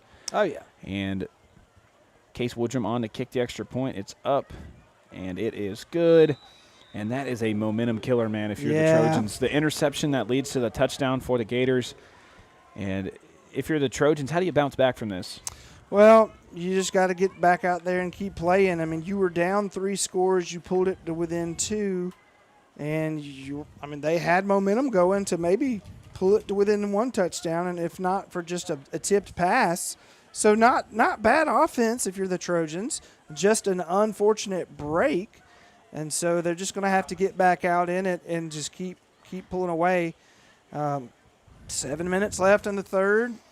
You're only down 3. You've shown that you can score and bring it close. So if you can hang in there, the Trojans can stay in this game, but they're going to have to do something on this next drive or 2, or else if we get into late third quarter, if they're still down 3 scores, that may be all she wrote. So we'll see. And especially late games like this, if you're the trailing team, possession is important. What's been interesting, Aiden, is the last 2 kickoffs for Bulloch Academy, they have not kicked deep to Micah Clyde. They have kind of been mid-range kicks to not their returnman, but kind of, I don't know what position you would call it, but just kind of the second group there. And so interesting special teams decision-making for Coach Phillips. And, of course, you don't want to kick it being up big. Yeah. You don't want to give them any chance to with the breakaway speed. That's right. From Micah Clyde, because we know what him and Stanley are both capable That's of right. as the return specialist for the Trojans.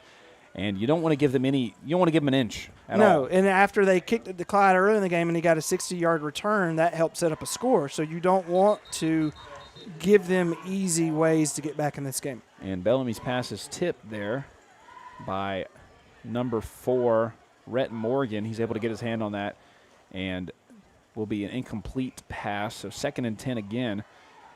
There was a good look there a minute ago at number 88 for the Gators, Braylon Cone. He is a big fella, Aiden. 6'2", 326. Me and Brett were talking about the football term hog mollies. When you have just a big guy on the line, Braylon Cone is a hog molly. He is huge. Bellamy will drop back. Braylon Cone just leveled that guy, and that's going to be an intercepted pass there. Just got away from Bellamy. And is that number 3 again? It is. Wow. So Jace Farmer with another interception on back-to-back drives, and Bellamy, that's a confidence killer right there. Yep. And Aiden, usually farmers pick corn or vegetables. Farmers picking off passes, back-to-back drives there. Wow. And Bellamy just an unfortunate pass there. Just goes over the head of, I believe it was Cooper Lancaster was the intended target. Just went over the head of Lancaster there, and that time – just the pass wasn't there that time, so they don't get an unfortunate bounce. But fortunately for the Gators, they're able to pick that off. But the Trojans, back-to-back momentum-killing drives there. Yeah. But you can still, again, if you have a good defensive possession here, you're not quite out of reach, but you got to be perfect from here on out. You go down 4 scores here, it's going to be hard, but not much there on the run play. And NJ Eason. I think Bellamy, that first interception, I mean, he hit his receiver. It just bounced off his hands. That play there, I think he got a little too trigger happy. Just a bad throw. And you got to wonder, Aiden, with them being down 21 with this point in the game, will Bellamy start to rush his throws, maybe force some passes, and make more mistakes? And you hope not if you're Coach Hester, but when you're kind of fighting to come back, it may happen. So NJ Eason with his 2nd carry of the night. He's done a good job tonight toting the rock.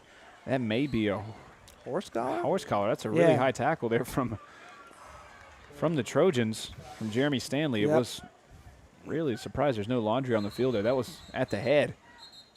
They're doing something. And timeout.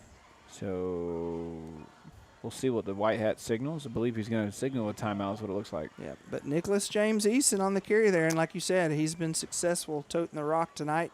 Just for the Gators. A handful of carries from him, too, and he's done a great job at being able to just find the gaps. And we'll be able to take a break here as these guys will talk it over with their squads, Coach Hester and Coach Phillips, and we'll be right back on MGSL. When doubt surrounds your picture of tomorrow, hope from others can light the way forward. A whole team of people focused on what's next. Devoted to medicine that envisions the future so you can do the same. The power of second chances is here at Emory Healthcare, but its beauty shines brightest when you bring it home.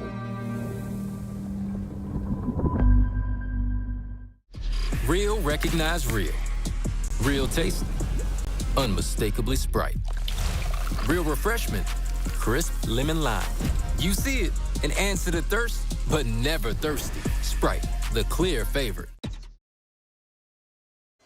And we're back here on Middle Georgia Sports Live. Kyle Tucker and Aiden Mazingo, along with Matthew Bogus, our producer, and then Chris Martin, our ever-capable cameraman, here tonight, bringing you coverage of Tattnall Square Academy and Bulloch Academy out of Statesboro. 35-14. It's been pretty much all Gators tonight, as they've had 2 pickoffs here in the third quarter. And they're looking to capitalize on it and potentially go up 4 scores here with about 6.5 left in the third. Wingback in motion, fullback handoff to B.J. Smart, and he'll get about 3 there. So, Aiden, how about those Braves sweeping the Dodgers? You love to see it. Yep. Spend all that money just to lose to the Braves. Yep. Well, I tell you, and after the Braves had hit a little bit of a skid there for a little bit, I did not expect them to sweep the Dodgers. And the Dodgers have they kind of hit a skid post All-Star break, kind of the first 2 weeks. But again, that's going to happen with any team in baseball, and you'd rather have it happen now than in October. Yep. And most likely the Braves and Dodgers are going to see each other again as Hubbard takes it wide. He's going to get the first down. He'll put his head down. He'll knock down, and it's going to be a late hit out of bounds. Yep. It's going to be on Jace Veal. So that'll tack on 10 yards to that play. He ran into the kicker's netting there. So it's interesting. I wonder if they'd call the penalty on the piece of equipment. But 10 yards on the kicker's net. Of course. So 10 yards will be netted on that run there because of the penalties. So the Gators will move up even closer to putting 6 in. And as we kind of have a break here, we'll take a chance to highlight. We've talked about Coach Barney Hester on here, but we've never really truly done kind of a breakdown on Coach Phillips at his time with Bulloch. He's 33-11. He's the state champion in 2024, won Coach of the Year in 2024. Yep. And he's done a great job at turning around this Bulloch program. Weren't necessarily in a bad spot where he came in, but he's really elevated them to contender territory each year he's been at the helm of leadership. They played Tattnall last year. They won 52-13, so Tattnall was definitely aware of what Bulloch is capable of. I keep saying Gatewood, but as that's up the middle to Smart. Yep. Coach Phillips, very capable coach. Like you said, just a couple of years ago, won the championship. Last week, they faced Brentwood out of Sandersville, the 2A champ from last year, and they beat them 36-33. So a tight contest there, but, it was a 4A, 2A game, but to beat a 2A champ, that's no small win there. That's a good win. So a good coach, a good program out of Bulloch Academy. And it's going to be interesting to see how they continue to do here in 4A. As that snap inside to Smart again with the handoff, he'll get blocked outside and taken down. He's going to lose yardage. By Jeremy Stanley. So good play there from the safety to come up and make the play. So little quick information here. Falcons finishing up the preseason tonight down in Miami. Tua playing his former team. And they're up 17-9, Braden, in Tua after what has not been a good preseason in camp. He went 7 for 8 tonight for 95 yards. No touchdowns, but also no interceptions. So a good showing for Tua Tagovailoa. I always mess up his name. But and then Cooper Rush tonight, 106 yards. Penix is probably not going to see any playing time for a little while. Bootleg pass there from Hubbard. Hubbard's got a gap. He'll get taken down hard. Nearly fumbles the ball, but he holds on to it. And going back to the Falcons thing, I'm not a Falcons fan, but I'm not a believer in Tua. I'm not a believer in Michael Penix either. Not really, yeah. Neither of them, I think Tua's past his prime. I think Michael Penix is not a franchise quarterback. He's had too many injuries. I think minus the injuries, no injuries, of course, any player without injuries is much better than a player with injuries. But when you get injuries such as the knee injuries and stuff like that, it's harder to recover from that. And me being a Panthers fan. Oh, I did not know you were a Panthers Jonathan fan. Brooks is our running back, and he's likely has a good chance to be the starter this year. He's tore his ACL twice in the NFL, so he's missed his rookie and sophomore campaigns because of that. But, he had a good preseason, so I don't want to give up hope on him quite yet. Haynes King, he could, do something for y'all. We'll see. All right, I'm going to give it another shot. Tua Tagovailoa. That's close. That's close. I'm not as that'll good. Suffice. I would butcher that in a game, but just to a T. Jack Strand, 2 for 2, 11 yards tonight. Cooper Rush, 106 yards, 13 for 18. So good showing. Cooper Rush on the Falcons? Yeah, for now. He was a really good backup with the Cowboys. I remember when he played with the Cowboys, he was undefeated for a while. But as we have a chance to take a break here, we'll discuss the rest of the schedule here for Tattnall. Next week they will play Athens Christian. On the road. And then Strong Rock at Strong Rock, and they will play Crawford County. I believe that'll be the homecoming game.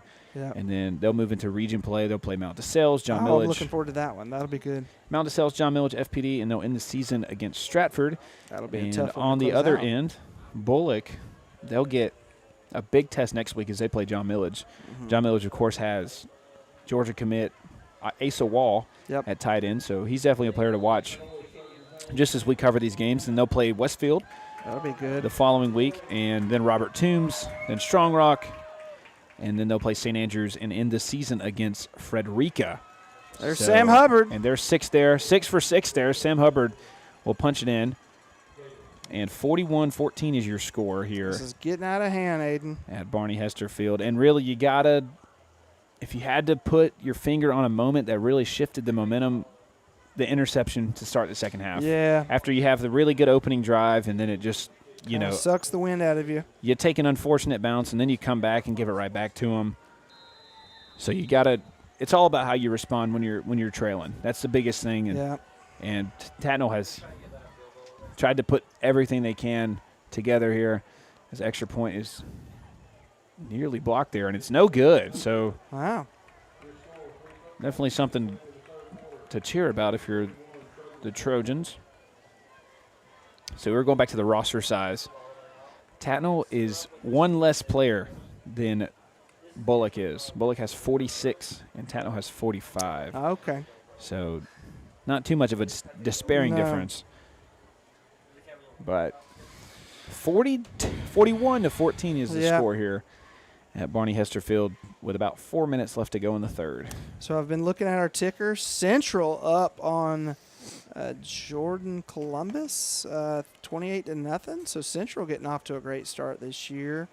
My alma mater, Northside High School, of course, that Northside in Warner Robins. It drives me nuts, Aiden, as a Northside graduate, that everybody around the state goes Northside Warner Robins, Northside Warner Robins. It's like, okay, I get there's other Northsides. There's Northside Columbus. I think there's a Northside in Atlanta. So I get it. But to hear our rival's name on the tail end of our name drives me nuts. But anyways, Northside playing Mays is there's another kind of halfway kick for Bulloch. But anyways, Northside's playing Mays tonight. I knew I had recognized that matchup. Aiden, they played in the 2014 GHSA 5A championship, and Northside won 25-14. So Mays up right now, though, 8-0, as Coach Boone and the Eagles are trying to get back on track and kind of rebuild the program. Northside Warner Robins. Yeah, I know there's Northside Columbus. I don't know if there's a Northside Macon. I know there's a Northeast. Yeah, they're playing. Northeast is playing Warner Robins tonight. Yeah, so that's a good game. They're playing actually at Warner Robins tonight. So and we got a bunch of good games on tonight. Westfield FPD just scored a touchdown, so it's 21-7 at FPD. They're playing at their place tonight.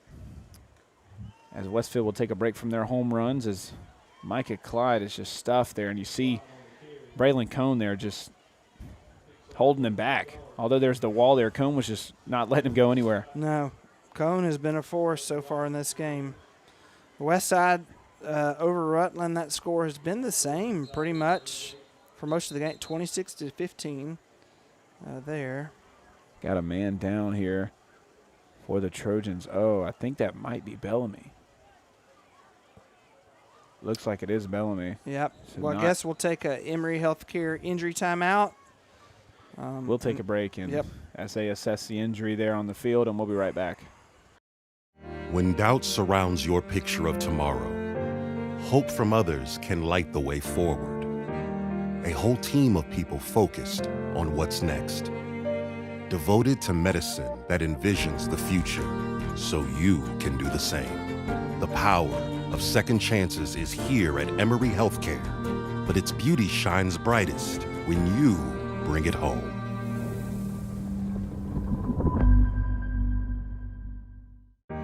When doubt. Real recognize real. Real taste, unmistakably Sprite. Real refreshment, crisp lemon lime. You see it and answer the thirst, but never thirsty. Sprite, the clear favorite. We're back here at MGSL. There's still a player down on the field, not yet to see who it is yet. It is not Angela Bellamy, contrary to our belief. We thought it was Angela Bellamy that was down with an injury, but it is, looks to be a skill player. You know what? I think it's Micah Clyde, if I had to put a number on it. Yeah. With me just not knowing and just looking at the huddle and seeing who's in there. Bellamy, I see Bellamy now. He's number 9, so he's standing around. So you're right. That could be Clyde. All the receivers are there. I see Caslin, Price, Veal, all the linemen. But it looks to be Micah Clyde, and that's definitely not a good sign if you're the Trojans. No. And it is Micah Clyde as he gets up. Looks to be the way he came down, it just seemed to be a lower body injury, so hopefully it's nothing too major, especially with Clyde being your premier back here for this squad. Exactly. But then again, if you're the next man up mentality, you got to be ready to go whoever's next.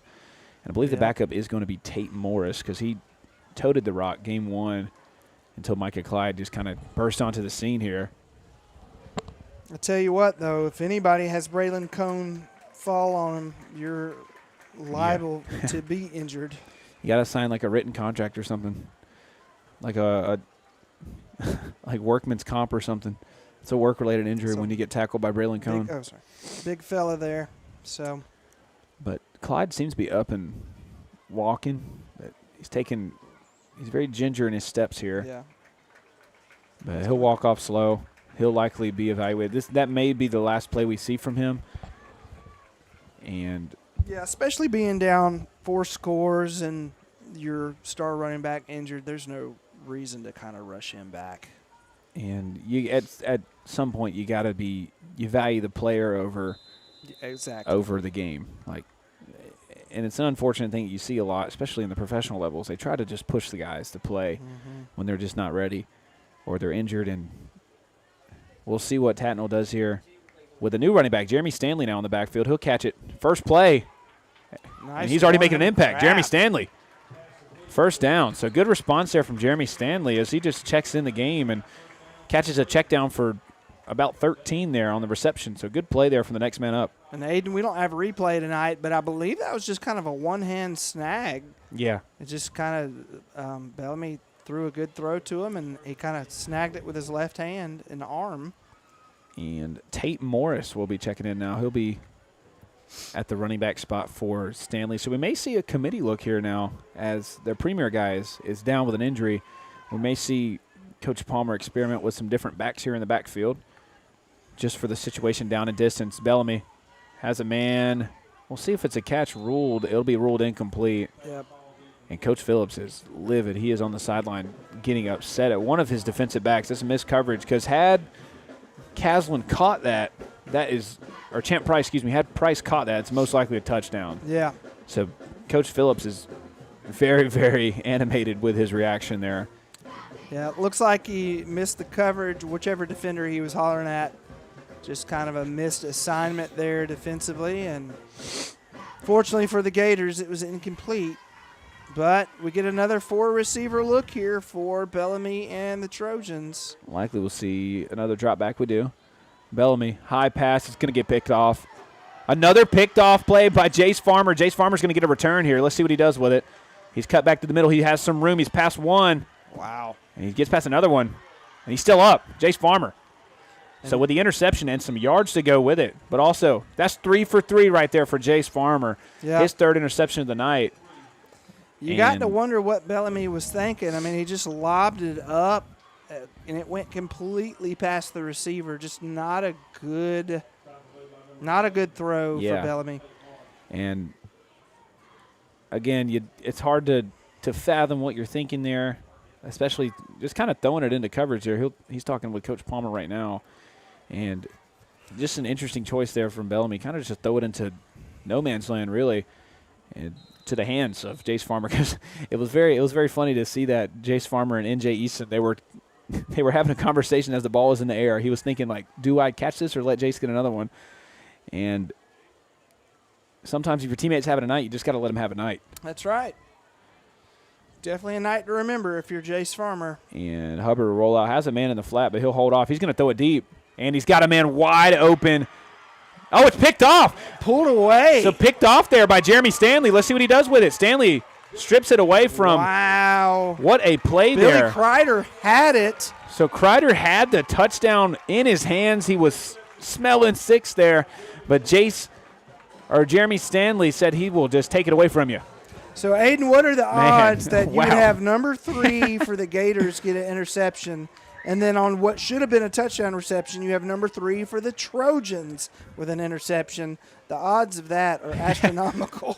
3-0 is what it seems to be. So that's something I haven't seen in a long time, a strip interception, because the receiver Kreider had it. He came down with it on the ground. He was about to be in the end zone, but he didn't have full possession of it. So Jeremy Stanley was like, "I'll just take it from you," and he took it. And now the Trojans are back where they started. Yep,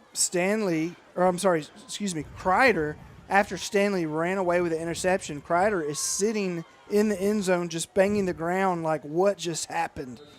He couldn't believe it, and neither could we. I couldn't believe it. I thought it was 6. I'd already gotten the touchdown call ready to go. Bellamy looking to respond here. Has his man Price. He'll get around the edge. So instead of a pick 6, it was 6 and then a pick, if you will. Yeah. Almost 6 at least. So you're down 27 points, but a little bit of a break for the Trojans. Let's just see if Bellamy and his receivers can kind of get back on track here and not make some careless throws. Let's see if Bellamy can kind of link up maybe with Castlin again like they did in the second quarter. And again, anything can happen here. I mean, I know you're down multiple scores here, but perfection is really what you're looking at here. Like, you have to be perfect if you're Tattnall on the offense and defensive side, and really the margin for error decreases as the game progresses, and especially as the lead increases, your margin of error decreases, and your ability to be perfect has to be perfect. Yeah.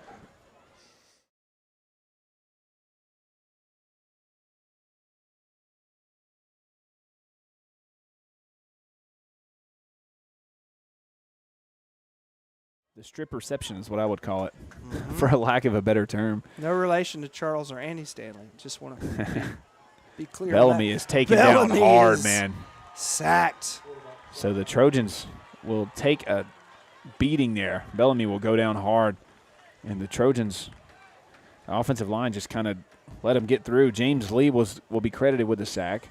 He came up ecstatic, as anyone would be, coming up with a big play there. The Gators clamping down on Bellamy there as they said, you know what, we're not gonna hang our heads.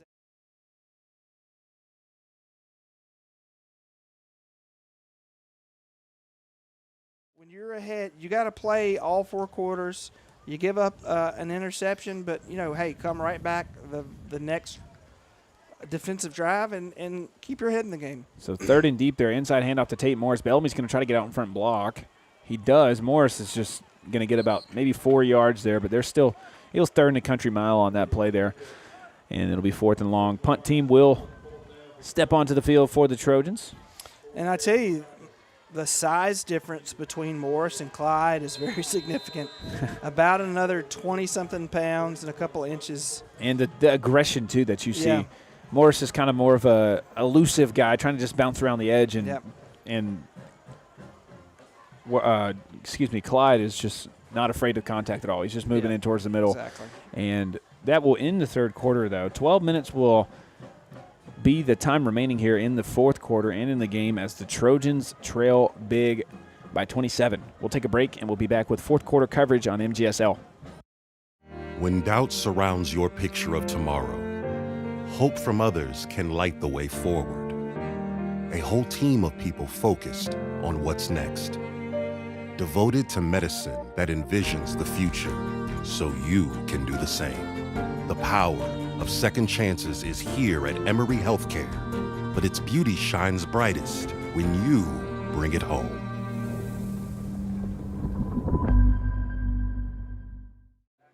Back here on MGSL, the Trojans trail by 27 as the Bulloch Gators have done an excellent job at just keeping their foot on the gas tonight. Of course, they've had a few turnovers that were out of their control. Nearly had 6 there on the last pass from Hubbard, but it was awkwardly intercepted is the best way I could say it by Jeremy Stanley. And I believe this may be the 2nd time the punt team from Tattnall was on the field just because of the amount of turnovers and almost fumbles blocked. And super high punt. Awkward punt there. It will be up and will be probably about a 15-yard punt there. And the Gators will take the field here with a chance to put 6 in the end zone, barring any awkward interceptions again. Yeah, being down 27 in the fourth quarter, and now the Gators with the ball again. Aiden, it's starting to look out of reach for Tattnall Square Academy. And, of course, no one coming into this game as – oh, excuse me, yawning here. Getting a little late. But coming in this game, Yep. the Trojans were riding high. They've had 2 big victories against smaller teams, and this week they're playing a team that is – in comparison, the same size as in terms of roster size and physical size, and but Bulloch runs a completely different style of play as opposed to the first 2 opponents they played week 1, and it's a night and day difference from the opponents they played to start the season as opposed to now. Yeah, I mean, you go from Gatewood, a smaller school, Piedmont, a smaller school, and now you're playing a school in your classification, playing a 4A school. And they've got multiple offensive players who can do damage. And unfortunately, when your quarterback throws 3 interceptions in the second half, and not to mention your star running back goes out, it's kind of hard to overcome that at that point. As that handoff is in, taken down pretty hard there, B.J. Smart. And John Millage, who is the opponent for Bulloch next week, they're playing Piedmont. They're up 49-7. With about a minute to go in the fourth. Poor Piedmont. It's not been the year that they've probably wanted to start out. And Piedmont being a 2A school, I think Millage is a 4A school as well. Yep. So, I mean, Piedmont coming here last week to lose 35-2 and now losing a lot to John Millage. It's kind of been a rough 2 weeks. And the score for the Piedmont game, I mean, I know they only scored 2, but they got better every single drive against Tattnall. So, although they lost, there's still some wins to pick out within that. And you learn more from losing than you do from winning. Yep. The Fighting West Tanners. We'll see how they do. And the Gators will take a timeout. And we'll stay here with them. We won't take a break.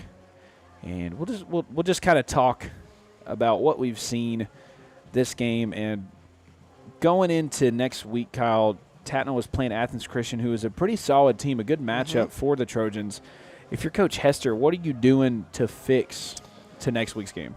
Well, you got to get Bellamy to calm down. He had a lot of good throws. I mean, there was a long throw, I believe it was to either Veal or Castle.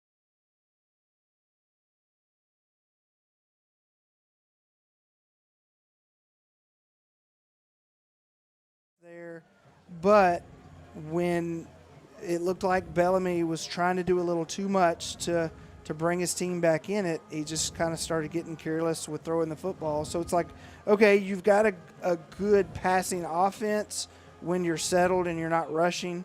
So if they can just have Bellamy be calm, just kind of do what he knows he can do and think through his receiver progressions and not, overthrow or carelessly throw, they could hang in there and they can absolutely beat Athens Christian next week. But they gotta pass and play their game.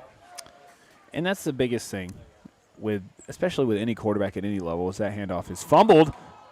So picked up there by the Trojans' the Gators' J.B. Roach. And going back to the Bellamy situation and just the overall quarterback situation, the tendency to play hero ball is always at the highest level. Yep. Like, even if you have a little bit of success, it's harder for the quarterback to realize, hey, man, it's okay to throw, a 3-yard check down route. Yep. Because sometimes that could lead to something bigger. It's true. It's not like you can't throw a deep ball every time. Yeah. And he's a freshman. Yeah, and so he's still learning. He'll still develop as he gets older into a better player. Not that he isn't already a good player already. Yeah. But there's always room to get better. And seeing what I've seen for the first time is N.J. Eason gets that pitch, and he's going to take it for about 7 yards or so. I mean, seeing what I've seen from Bellamy, and this is the first time I've seen him, he's got a lot of talent. And if he builds on what he's got already going now, I mean, in 4 years, Aiden, I can't imagine what kind of player he's going to be. Yeah. I mean, it's going to be awesome. And he will develop into a good player. Barney Hester is a great coach, and Christian Palmer is a good coach as well. So they'll work their magic to do their best to pour into Bellamy and to make him the best player that he can be. And, again, the tendency to play hero ball has got to die with any quarterback. And we've seen it plenty of times, even on a professional level. You want to throw the ball deep. Everybody wants to throw a touchdown. And sometimes the touchdowns don't have to come through the deep passes. They can come through the short checkdowns or on the feet. Yeah, hopefully Old school. Clyde will be healthy next week. And Roach will take the handoff for a first down. So, so J.B. Roach getting some looks now as this game pretty much out of hand. J.B. Roach. Aiden, when I was in preschool, I had a principal. Her name was Miss Roach. Dang. And us kids would always say, if someone was acting up, just say, don't do that or we'll get the roach on you. We'll get the roach on you. And I just remember always saying that. Even my mom, if my mom made me mad, I'm like, Mom, I'm going to get the roach on you. And she's like, you just go to your room. So, J.B. Roach. I'm not sure if he's related to the late Mrs. Roach, but. So, a nice play there from number 10, Jace Veal. He's able to stop the running back. And we'll see most of the starters from Bulloch will be just on the bench. They'll just be celebrating with their teammates, watching the young guys play. And it's what we call garbage time in football at this point. Just kind of. Tattnall looks like they're going with their same look offensively. I believe Bellamy is still going to be in. Because even though you're down by however many, Bellamy's still going to get reps because he's a freshman. Why not? He's still a freshman. Yeah. Get some work with these receivers and see what you can do. And going back to the first 2 games of the season for Bellamy, his confidence was built up high, so he had the confidence to step into those throws and make those deep throws across the middle and just into coverage. And, again, it's not a bad thing, but it becomes a problem when it becomes your go-to. When you forget the bread and butter of what got you here and you just rely mainly on throwing it deep, that is kind of where the trouble starts with the quarterback situation. Just kind of getting a little too dependent on that deep ball, like you said, and trying to play hero ball. Didn't work for him. So as I always say, chicks dig the long ball. Like they do. Great commercial with Greg Maddox, Tom Glavine, and I think Smoltz was in that one too. I'll have to go back. The long ball gets you the money. Yep, that's not, right. Not all people look at the checkdowns, but there's nothing wrong with being a game manager sometimes. Good pass there from Bellamy. He is hit. So good play there. Nice pass on the connection to Cooper Lancaster. And then that's the throw you like to see from Bellamy. Yeah. The confident step up right across the middle. Exactly. So J.B. Roach again, strong safety, the senior, showing up again. All over the place. You just can't get rid of the Roach. That's right. And so we'll see if Angelo Bellamy can come out with some raid here offensively. If you know. He drops it, and it's going to be recovered by, I believe that was Kreider. The Trojans. We'll see what the white hat says. Kreider seemed to be on it there.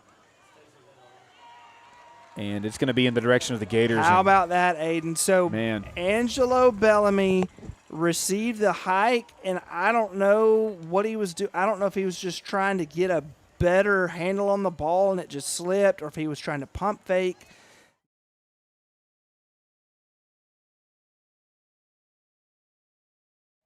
Mr. Billy Kreider had the touchdown earlier that got torn away from him in the end zone, and then all of a sudden he recovers now a fumble. So you got to feel a little bit better if you're Billy Kreider after getting a little bit of redemption there. And on the opposite end, if you're Bellamy, you just can't. A fourth turnover. You can't get upset about that, but also like it becomes a point of concern. Yeah. When you turn the ball over, but 3 interceptions and now a fumble. Yeah. And the fumble thing, it just seemed like the ball was a little slippery. But nonetheless, ball security is always a priority. Big hit there by Jace Veal. So how about that Westside Rutland game? It was 26-15. Rutland scored a touchdown and got a 2-point conversion. It's now within 3, so 26-23. The Seminoles up on the Hurricanes here in the third quarter. That's looking like that's going to be a good ending. Oh, yeah. And again, if you want to watch the ending, that's on MGSL. That's right. Our good buddies Braden Holder and Graham Tuck. Yeah. They're on the call tonight. Hey, two-screen it. Get it going on the TV. Pull up YouTube on the TV, and then watch this one on your phone. You can two-screen it. you have that capability with MGSL. Inside handoff to Rhett Morgan. He'll pick up the first down. FPD up 21-13 on the Hornets. That's also looking like to be a good finish Yeah. there. FPD has had some close games. Of course, they lost in week 1 to Pacelli, 22-21, I believe was that score. Now they got another tight one over there. So that will be a good game. I believe FPD will play Stratford next week as the region games start to That'll be a good one. as the region games start to enter into our schedule here for all these teams. Yep. 13-21 is the score at the Westfield game. I believe it is Westfield ball. And that's looking to be a good finish. There's about 3 minutes left to go in that game. But we'll turn our focus back here as Rhett Morgan takes it up the middle for about 5. So Rhett Morgan, another senior. So you have Sam Hubbard was the quarterback for the Gators most of the night. 5'10", 179 pounds. Now you got Rhett Morgan, another senior, 6'1", 215. So a little bit beefier. And so, in fact, 36 pounds bigger than his predecessor here. So to be specific, Westfield has got the first down right now. It's 13-21. They are on their 35, so they're close to scoring here as that outside handoff is given to Jace Farmer. Jace Farmer. Oh, there's a He flag, scores. though. There's There. a flag on the play, but if this holds, which I don't think it will. Speaking of holds, I think it's holding on, holding on the Gators. But man, that would have been awesome for Jace Farmer. That would have been a 3 interceptions and then a touchdown. That would have been quite a Good night. sprinkle on top of the cake there. It's a good night for Jace Farmer, even without a touchdown run. He's Yeah, had an still excellent a good night. It's not My very often you gosh. get 3 interceptions in a game. Yeah, a hat trick And on the defensive side. an excellent job for Jace Farmer tonight. So, but all that is in vain as the holding penalty pins them back 5. 2nd and 14 roughly. Yeah, we're down to 3 minutes and 40 seconds left in this ball game. Again, a huge shout out to our sponsors, Emory Healthcare. You know, if you're in Warner Robins or Houston County and you need a good ER or somewhere to go, Emory Healthcare is it. And then, of course, Coca-Cola. Love a good cold Coke or Sprite. So huge thing. Oh, there we got a loose helmet.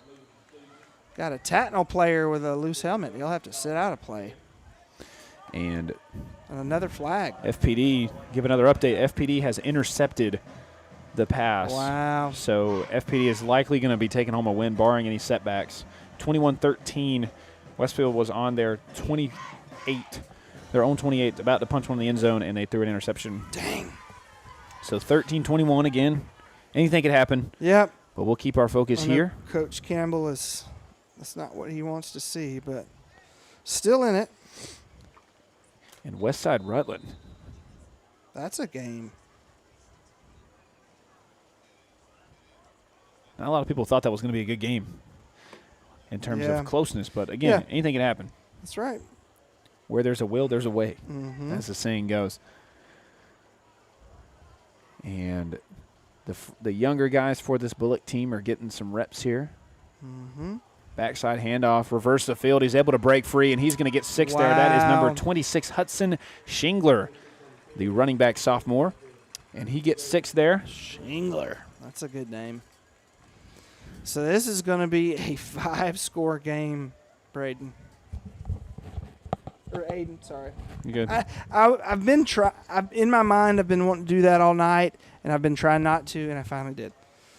So on the call with the Braden holders, we're watching the Gatewood Gators go up 48-14. Just kidding. Aiden Mazingo and the Bulloch Academy Gators is what we have. It's 47-14. It is reaching the territory of last year's game. Yep. 52-13 was the score of the Bulloch Tattnall game last year. So they're in repeat territory here. This extra point's about to be good. Aiden, the first ever, and it is good, so 48-14. The first ever broadcast I ever did for football was GHSA. It was Warner Robins High School versus Coffee County. And the guy who did play-by-play, I don't remember his last name, but his first name was Jeff, had a rough time that night. He called Coffee County every other county. There's 159 counties in Georgia. I think he called them the other 158. They were Cherokee County. They were Calhoun County. They were every other county except for Coffee County. And that was my first. It can be hard sometimes, especially if you're not as familiar with the team. That was that broadcast. And then, believe it or not, the next broadcast I did was GISA at the time, was Central Fellowship at John Millage. I was familiar with Central Fellowship, but not as familiar with John Millage at the time, and I messed up. And when John Millage had the ball offensively, I said Central Fellowship. So that was my second game. Gotten a lot better through the years. Not perfect by the no old means. GIAA. Yeah. The GISA. I remember the GISA. Yep. That was in 2013. Long time ago. Yeah. 2013. I was a young buck tearing it up in elementary school still. And here I am. Yep, here we are. That kick is 13 years later. To Jeremy Stanley with the return. He'll reverse the field, evades the tackle. He's going to go backside. Good play there from whoever missed the tackle the first time, and you're not going to believe who it is. Jace Farmer. Man. Missed the tackle. He stays down and just goes back again with the extra effort and tackles Stanley. Farmer. He's been everywhere tonight. Happen.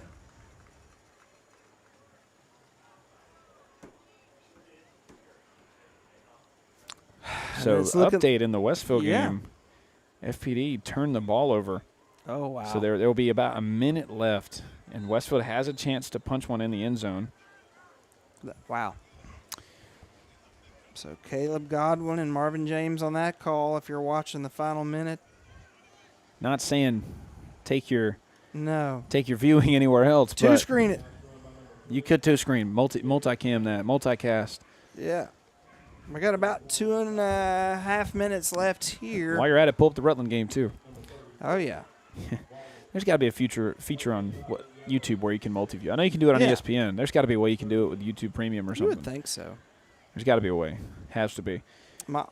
I was going to say my alma mater had pulled ahead 9-8, but no, Mays up 16-9 at the half. The Eagles and the Raiders. Eagles and the Raiders. Yep, good game going on there up in the Atlanta area. So second and long. New quarterback in for Tattnall. It will be number 24, Leighton Coley. He's the backup quarterback. Also freshman. So, so two young guys in the starting and backup role. So good developmental time. Although there's a minute and a half left, he still put something together here serviceable. Yeah. I mean, why not get a couple reps while you got a shot? Let him take a shot, Coach. Just let Coley show off the arm. Let him play hero ball. Inside handoff there. Good read there. Big play. Puts his head down. Wade Maynard. Not afraid of the contact there. Hunter Chance with a tackle. Good tackle.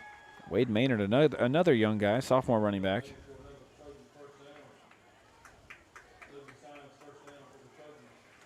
And update on the Westfield game. First play of the drive. They'll snap it. We'll give you a play-by-play right now of that game. Brock Johnson's back in the pocket, and he throws an interception on the first play of the drive, so that's likely going to spell the end of the night for Westfield. They get a chance to get it back, and they threw up another interception. And another handoff here, and another Maynard. Good run for Maynard.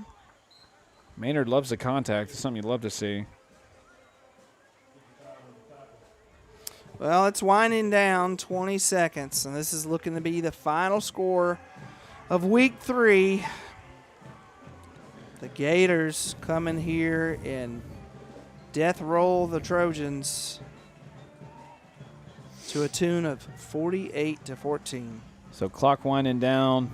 Last play of the game will be a run by Leighton Coley. He could salvage it, make it into something. Leighton Coley keeping us excited and on our toes, and that will end the night.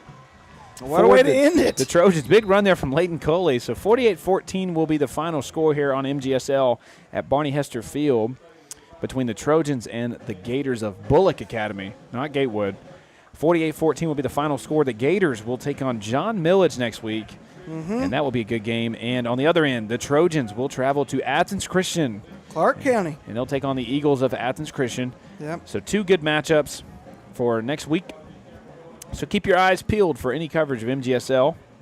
We'll be covering some sort of football, some sort of sport next week But if you don't want to miss any of the action, follow us on Facebook and Instagram at Mid Georgia Sports. Follow us and subscribe to us on YouTube at Middle Georgia Sports Live for all the coverage in the Middle Georgia area from Macon to Warner Robins. You don't want to miss it here on MGSL.